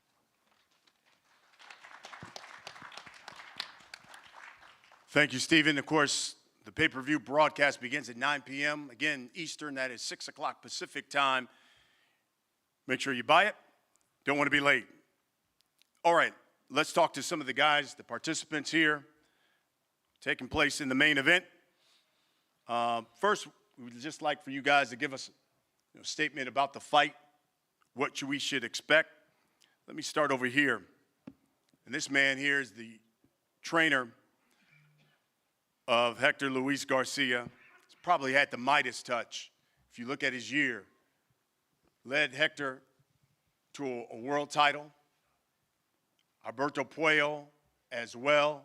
I mean, the man has done it all, it seems like, last year, and looking to start the new year off with a bang as well. Mr. Bob Santos. Well, thank you. I'll say it again. I think Gervonta, pound for pound, is one of the best fighters in the sport, one of the most dynamic punchers in the sport. But that's in 3 levels, too. It's going to be an all-time classic. You know, I look back to the fight with, I had Robert Guerrero fighting Andre Berto, and everybody said Berto's too big of a puncher. You know, he knocked out Freddie Hernandez, that Ayers Landalara that I had. And I'm expecting a tremendous, tremendous fight, and we're confident we're going to come out victorious January 7th. Thank you, Bob. Let's hear from the trainer of Gervonta Davis. I've always said with he and Kenny Ellis do at that Upton Center there in Baltimore is tremendous work. Mr. Calvin Ford, if you would, give us a few words. How y'all doing? Hey, question, Santos, do he got that shirt on, Fight of the Year? Well, we're not sure. I don't know. I didn't look at him today in the bathroom. I don't know. I have no idea. He got a jacket on. Okay, tell him I like that shirt, Fight of the Year. We love it. We love it. We're thankful for it. All right. Oh, man, I can't wait till the 7th get here. It's been a rocky camp, y'all. But guess what? He made for this one. Y'all got the right cat this time. Y'all got the right cat. Y'all been reading it. This ain't no tune-up right here. This a fight. This is what we made for. This is what we do. This is how we get down. Hector, I like your name. You got a fight name. Bring that Hector to the fight that night, yeah? Because guess what? It's on and popping. You know what I'm saying? We understand when we in D.C., the only way you go away is through D.C. He understand what's going on. This our playground right here. We couldn't go nowhere unless we came through D.C. Y'all see the card? The card is lit. And we're going to finish it up lit. Man, I can't wait. All this stuff been happening. Y'all been pouring gasoline on my youngin'. Guess what? Buckle up your shoes, caboose in the house. Put your seatbelt on, because Gervonta Tank Davis is going to bring that heat that night. Thank you, Calvin. Let's hear from the fighters now. Hector Luis Garcia, unbeaten, 16-0-1. Currently the WBA Junior Lightweight Champion of the World. Hector, if you would, give the folks some words on how camp was for this fight and what should they expect January 7th when you step in the ring with Gervonta Davis. Héctor, bueno, contanos cómo fue tu campamento de entrenamiento y además lo que crees que la gente debería esperar cuando te vea subir al ring el sábado 7 de enero. Primero, quiero darle gracias a Dios por la oportunidad, Showtime Boxing, PBC. Mi campamento fue un campamento incansable, gracias a mi equipo de trabajo.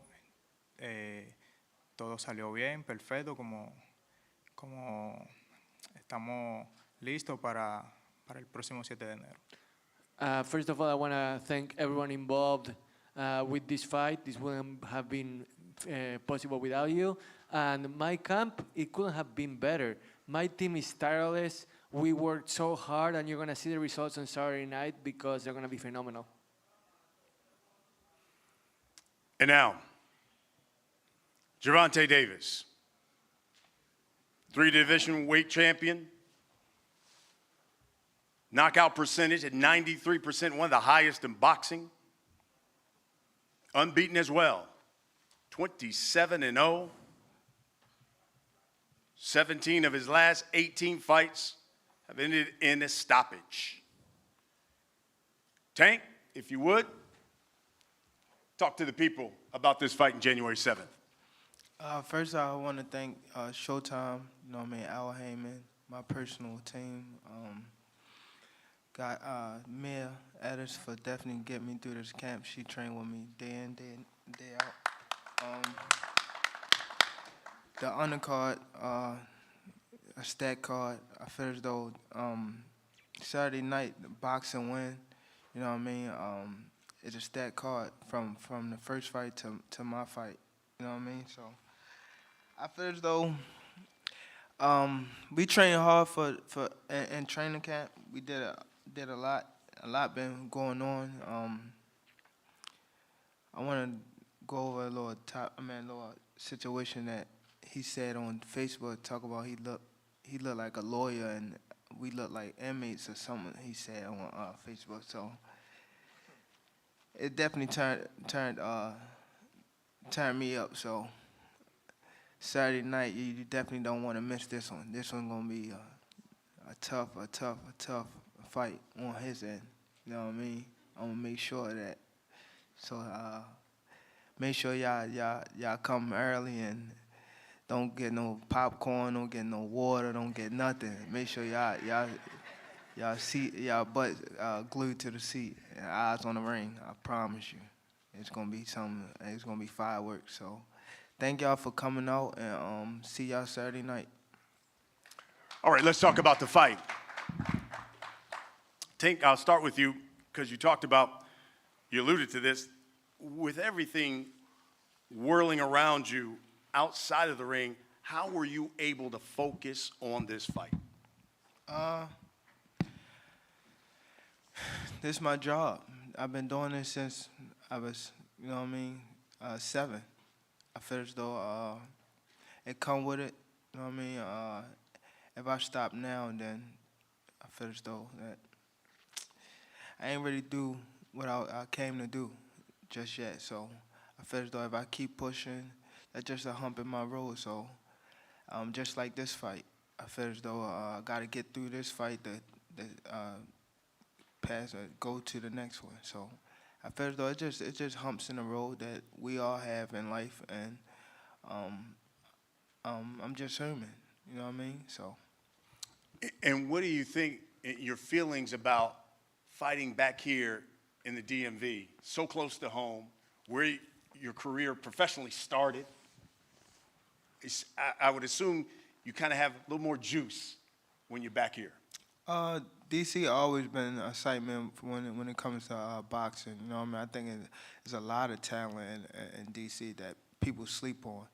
I feel as though DC is a boxing town and got so much talent, and I'm excited to come back and fight in DC. You know what I mean? Like my coach said, we used to have to get through DC just to go away. Against DC and Baltimore, but I never really got that because I had a lot of friends like Pat, Ramo. I had a lot of guys that I actually like used to come to DC and just chill with. You know what I mean? So I always felt like DC was a second home for me. So just coming back and fighting in DC it means a lot on a professional level. So I'm excited to be back. You know what I mean? I seen Lamont Peterson when he beat Amir Khan, and I was right there, and I actually held his belt after he won. You know what I mean? And that was actually the IBF belt, and I won that, my first world title. So I'm excited to be back in DC, and I'm grateful and Saturday night. Hector?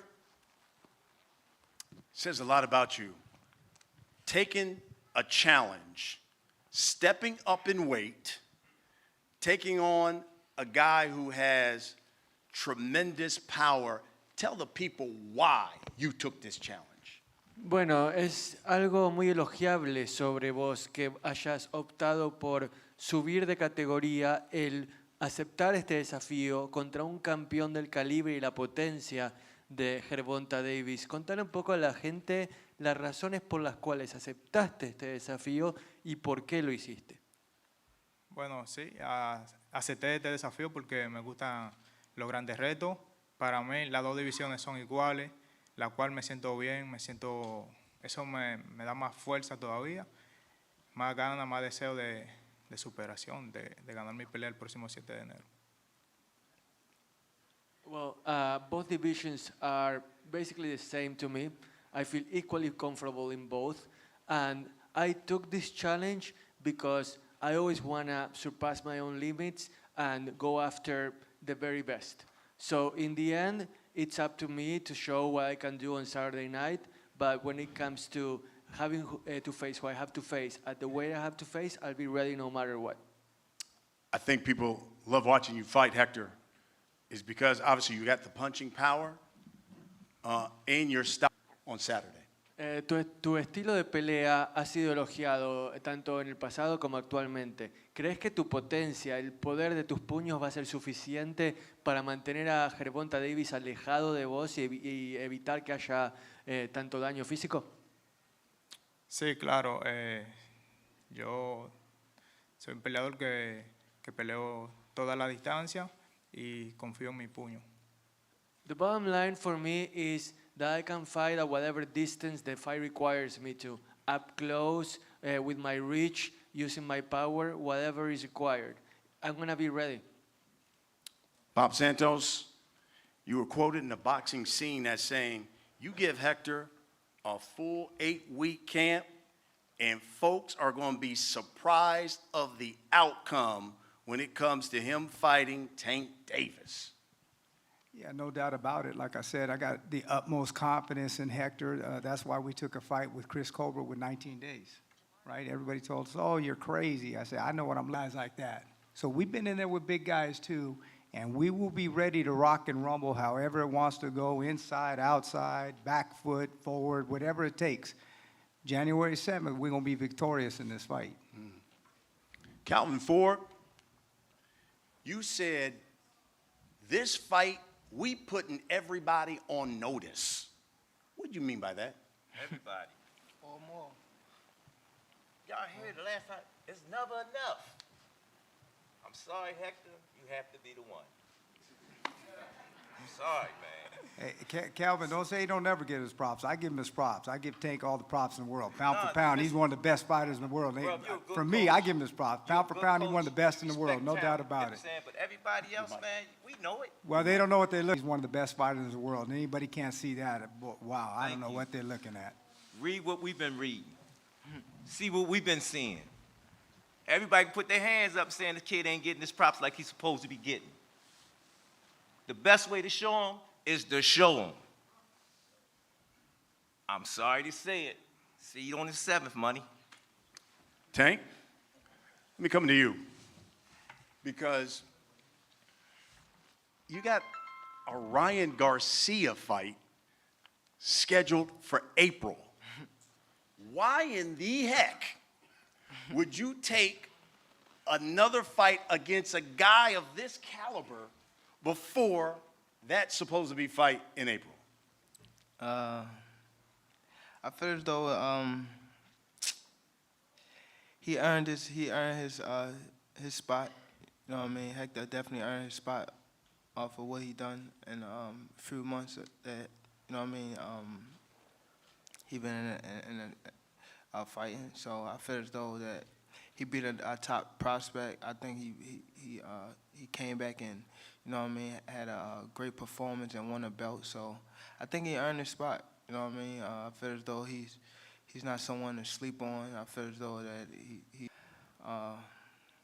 hopefully we don't get too banged up in this fight so we can put it on round. But we definitely ain't looking past this guy. I feel as though he's tough. He's tough, and I just want to go out there and put on a great performance in front of a nice crowd and show him that I'm actually one of the top guys. Yeah, and you said this fight, too, is all about quieting all the talking from these fighters. You expound on that? What fighters? And whatnot, so just want to put him on notice with this fight. Even with the Ryan fight, you know what I mean? I can't get the Ryan till I get past Hector, and I want to show that I'm one of them elite guys. You know what I mean? By the performance I put on Hector. You know what I mean? I love, Hector, that you and Tank have certainly had a nice little back and forth. If I'm not mistaken, I think Tank had a picture of you on his punching bag and he was beating it up. And you went on social media and had a picture of Tank with the sign that said free ass whoopings. Acá a Brian le encanta el ida y vuelta que han tenido entre vos y Gervonta, muy divertido en el sentido de que Gervonta tenía tu cara en una de las bolsas de su gimnasio. Vos le respondiste con una foto propia de Gervonta en tu bolsa en el que decía te voy a patear el trasero gratis. Ingrediente picante de esta pelea. Sí, cada peleador es diferente y hay que respetar las decisiones de cada peleador. Cuando sí, todos los fanaticados enviándome cosas de esa actuación de Gervonta Davis en su gimnasio.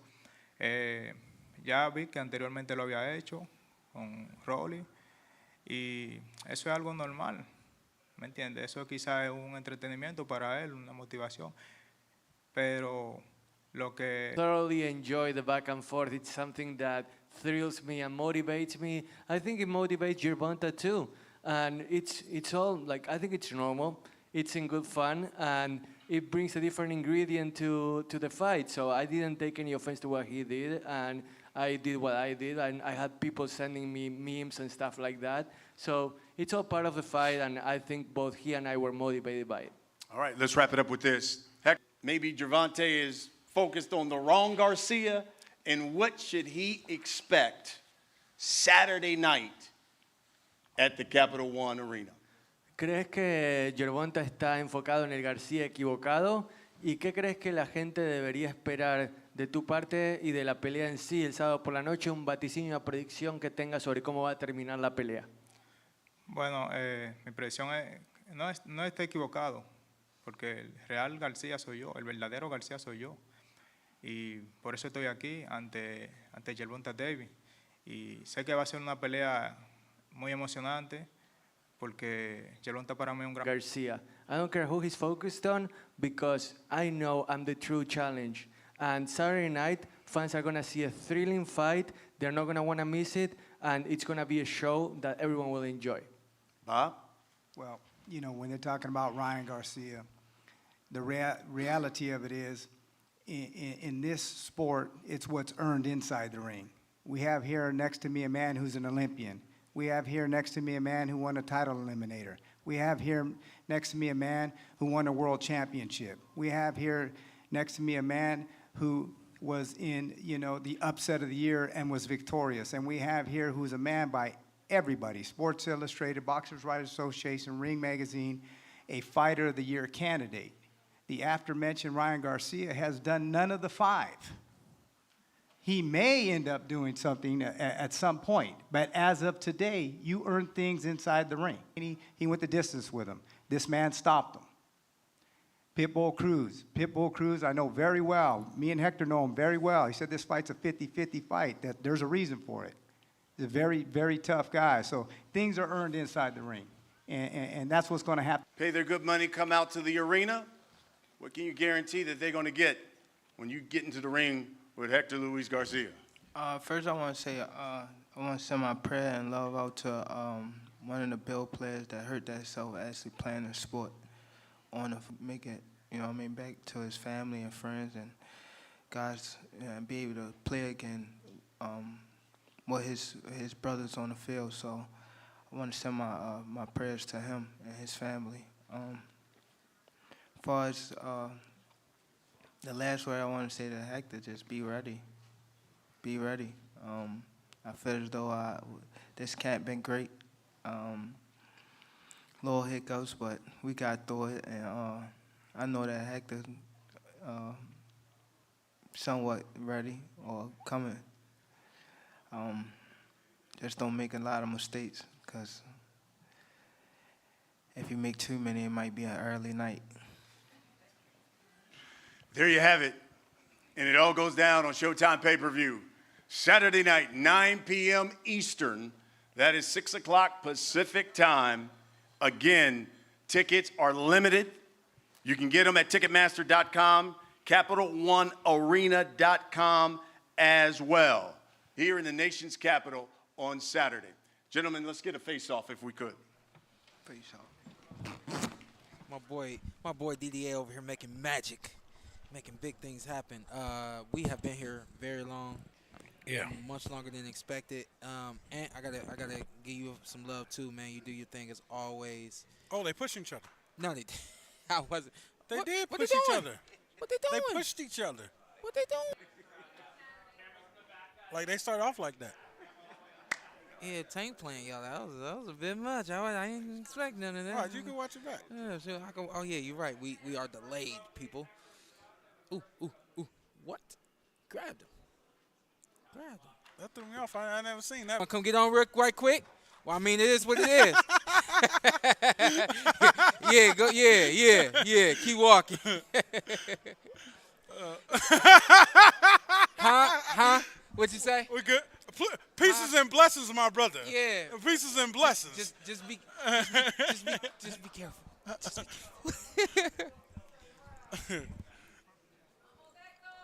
Oh man, what's the us about? I see the Watson family got the us. Maybe he took that hat from his brother's son. I'm going with that. Knowing a daddy. They are involved. They are really involved in the community out there in Cali and in LA, and they're really involved with a lot of different organizations too. So I would not be surprised at all if that's a U.S. and it has some sort of This year, we going this year for the PorterWay Podcast weekend in Vegas. Yeah, Random you fans? what you just said? Yeah, how we gonna do that? Because I want a dog that's been rocking with us from the beginning. Dang. I don't want you new. Dang. He made all these accusations yesterday about what he want to do, and then come back tomorrow like, hey, how are we gonna come back today? How are we gonna do it? Because what if we pick somebody and they've been rocking with us for a month? Yeah. Like that's out of line. Like we've been doing this for 3 years almost. Yeah, we're gonna have to weave through it. Yeah, I know enough. Weave through it and figure it out. Hey, how y'all doing? But thank you. We're gonna have to weed through it. That's gonna be a really good time. So 2 tickets to Vegas I like for a fight. that you hang out with the PorterWay Podcast. We're gonna go. Shawn, what you doing? I don't know. I don't even know. Hang out with the PorterWay Podcast. We're gonna go paintball, off-roading on the 4-wheelers. Yeah, we're gonna hit the it all. ATVs. Yeah, we're gonna do it all. Yeah. Hey, should I bring them on? We remember how we We'll see. We'll see. Hang out at my house. We're going to the fights together. Come out to Vegas.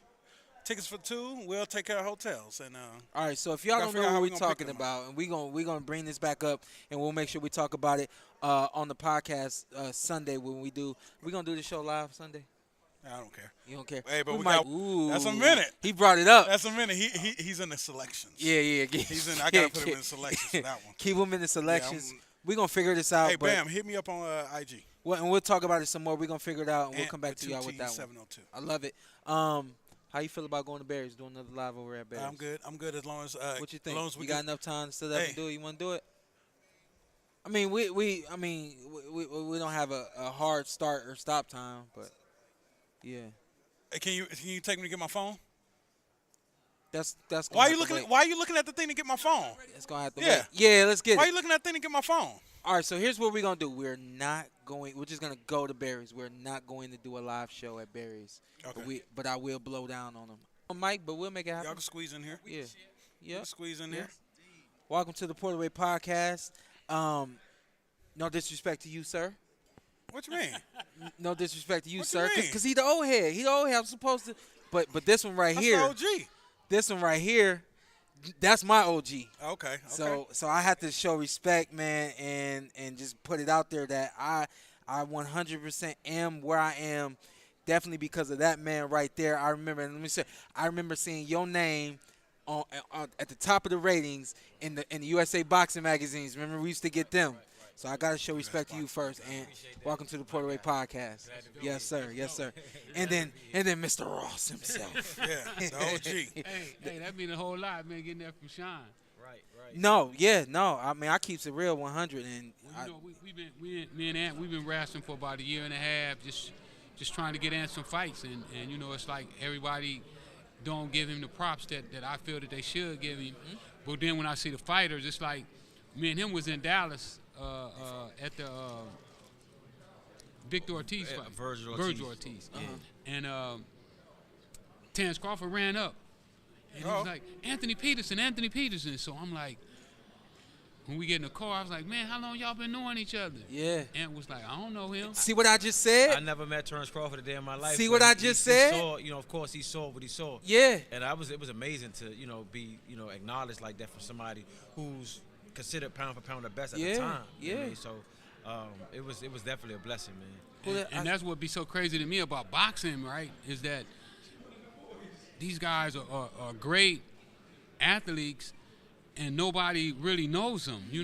Nobody outside of boxing really understand what Anthony Lamont has done for this game. I didn't even know what they had done. I just knew they was boxers, and so when I first met Ant, we first met at the Barclays Center, and I was just like, hey, champ, how you doing? Just giving them, just the kind of props. I get everybody that kind of props. Mm-hmm.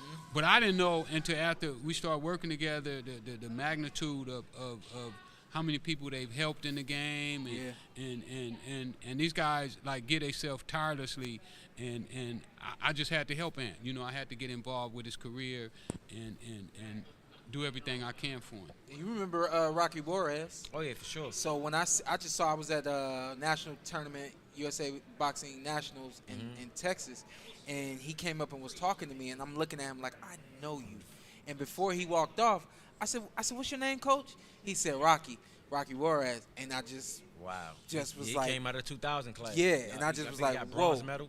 Yeah, yep. So same thing with Terrence. Like, Terrence we watched y'all. And I talk about it all the time. I talk about you in high regard, your brother Lamont. I talk about the amateur program because it sets the stage for where we end up becoming as professional athletes. You look at Tank Davis. Tank came from the amateur background, you know what I mean, and had a big amateur background. And you were showing me all these little skits you was doing and all that, and I just thought that eventually, my man, and you in LA. I was like, when you told me you was in LA, I was like, all right, so he moving on, he doing what I knew he was gonna be doing, but you end up in the boxing ring again. Yep. What's going on?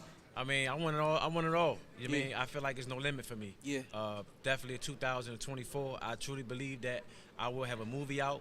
I will be in a magazine, and I will be a champion in boxing. Speaking into existence. I like yeah, for sure. I like it. Yeah. I mean, it's nothing to hold me up. I don't have any kids. I don't have anything that's really holding me up. Yeah. You know what I mean? Like, I'm not saying that kids hold you up, but the things that I'm trying to do, Sure. It will. I will not be able to be the father that I want to be because a lot of my time will be required of these things that I'm trying to do, I'm going to do. Yeah. So definitely 2024, I will be modeling in one of the top-notch magazines. Yeah. I will have a movie out, and I will be champion. Yeah. A lot of people look at my dad, and they see that my dad hovers over me.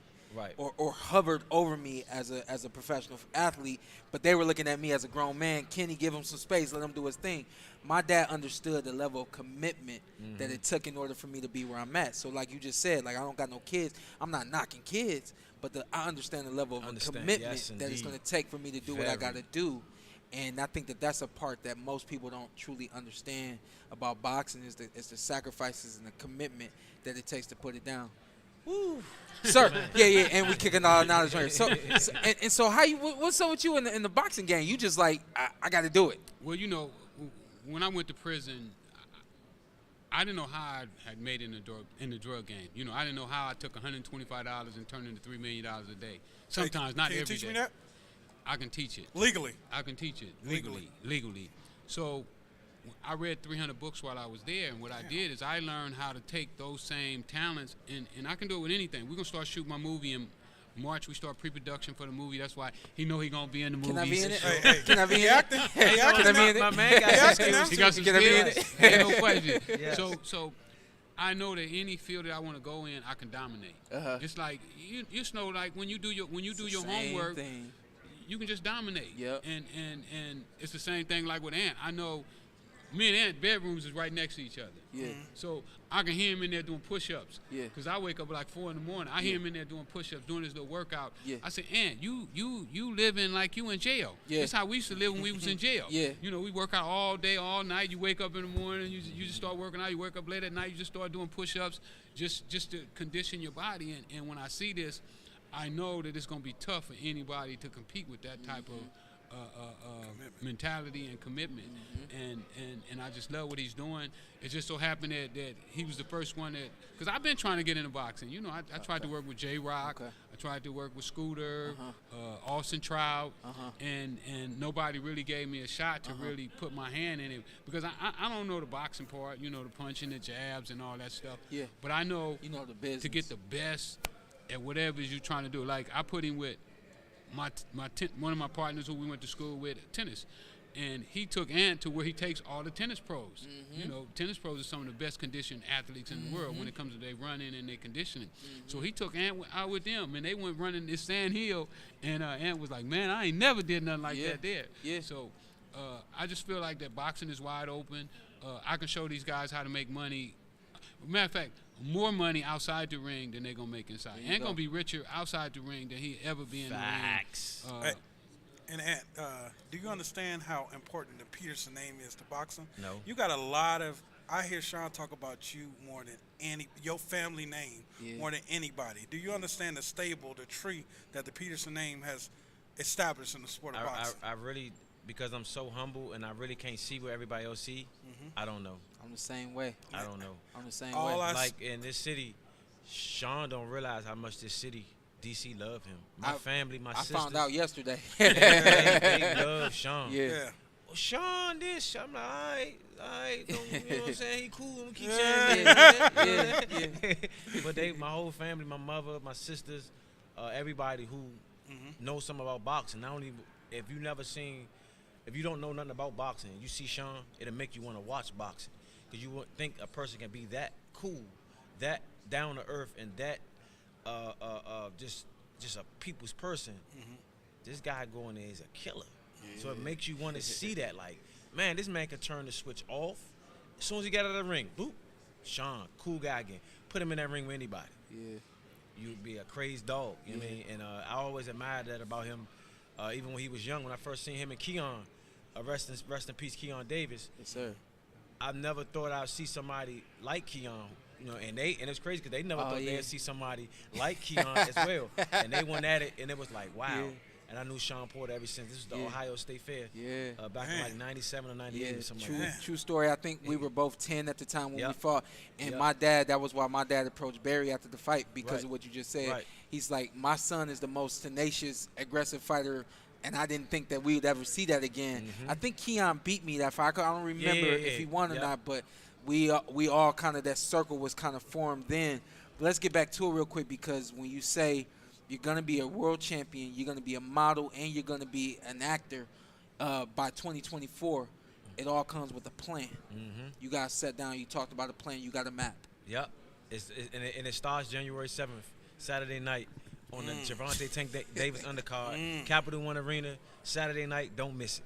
Starting off at home. I mean, even for him being on this card is part of the plan. Yeah. Because before he was out there, we was out there selling tickets. Yep. They made Anthony Peterson. Yeah, go out. Yeah. 39, 1-1. They made him sell tickets. Yeah. I could not believe that. But we said, you know what we said? Okay, we're gonna sell tickets. Yeah, if this is what we gotta go through, this what y'all gonna make us do, we're gonna do. And when me and Ant hooked up, we said whatever they make us do. You know. What's the name of your promotional company? Well, I don't have a promotional company. We got what we call Freeway Team Boxing. Team Boxing. Yeah, that's with a group of guys that I'm working with right now. Okay. And we just gonna keep trying to grow this thing. And you know, right now, Ant is my front runner. He's the guy that has gave me the most leeway to help him with his career, and I'm excited about it. I'm having fun. He having fun. Oh, yeah. So are there any more fighters you working with right now? Yeah. I work with Kid Austin. From okay, Austin, correct. Texas. Yes, sir. I started working with him when he was 2-0. Yeah, okay. I got another guy named Bashan Champ. Okay. Out of Dayton, Ohio. Alvin Vermeer out of New Orleans. Okay. And I'm talking to quite a few youngsters right now Very good. from the amateur Very good. background. Very good. So if you got up and coming guys, they can contact you. Yeah, I'm looking. Okay, I'm looking. I got room. People always looking. I got room. Okay. You know, I enjoy this here. You know, what I do, my work, like ant work, on inside the gym and doing this push-up. Every time you call me, Rick, or FaceTime me, what I'm doing? Working out, running. Come on, man. You know I know. Studying boxing. You know or watching videos. And I do business the same way. You know, I take my business like they take them punches. I'm trying to catch them punches. Yeah, let's go ahead and let's do it. Yep. Yeah, these are my books. We froze. Let's see. Got the books coming out right here, right? No, they already out. They already out. Definitely these changed my life. bestsellers. Hey, these is bestsellers, baby. Bestsellers. Yeah. We got, is audio on They that? on audio. They on audio. Okay. I like to listen. Is it video? I like to watch. Is it video? I like to watch. Is it? Hey, listen, Shawn. You got to go watch the documentary. But the documentary don't go into as much detail. When I wrote this book, I wrote this book here. I still had a life sentence when I wrote this book. So I didn't know if I was ever going to be getting out of prison. So I was sitting there, and these young boys just keep coming up to me in the jailhouse because I'm an old head. You know, at this time, I'm young still at that time, like 35, 40, but I'm an old head. In jail, you're an old head when you're that old. Because these young boys, 18, 19, 20 years old, is mostly fill the jails. And they kept asking me questions about how to make money. And so what I did is I sit down and I wrote the book because I said I might not get out and there might be some kids on the street that I never get to talk to like I got to talk to these kids. And basically the book talks about how I started selling drugs, why I sold drugs, and why I would never sell drugs again. So I felt it was mandatory for me to write the book. And then my second book is about, these are the 21 keys that I use to create the success that I've created right now. Yeah. Okay. And then and let me do this real quick because I want to make sure that everybody understands that you're not telling people how to sell drugs. Oh no. But here's my disclaimer because everybody will look at you and say, well, what else can he tell you? What my man Mr. Ross has done is used his transferable skills. Everything that he did in order to do what he did, he's transferred it, and now he's applying it to boxing. He's applying it to life. He's saving lives. He's changing lives. And we want to thank you, my man, for coming on the PorterWay Podcast and showing them how to do it. That was well said. Yes, sir. Even though I talk to your dad all the time, you know, man, you never really I seen you a couple times, you know, but you was in your own little world. I gave you your space. I like to give people their space. Yes, sir. Yes, sir. You know, to meet you now is definitely an honor. Thank you. Thank you. And I appreciate your dad. Your dad been giving me some good advice. Yes, sir. I was going to say, he'll be down here today, so y'all be catching up tomorrow. Yep. All that being said, this is the PorterWay Podcast. We're done for the day. We've been up here long. It's been a long one. We is going to go over to Barry's and check him out later. We were going to do a show over there, but we're not going to do that now. We're just going to go over there and check him out, all that good stuff. Okay. We will be back on the PorterWay Podcast tomorrow for the official weigh-in, 4 p.m. Y'all stay tuned. The PorterWay Podcast YouTube channel tomorrow, 4 p.m. We'll check y'all later. Thanks for having us. And my man, Mr. Ross, my man, appreciate y'all for coming on. Always, champ. Yes, sir. Yes, sir. Legend. He don't want to accept it, but he a legend. Nah, it's going to be like 2 seconds before I leave this earth, and I'll be like, okay, thank y'all.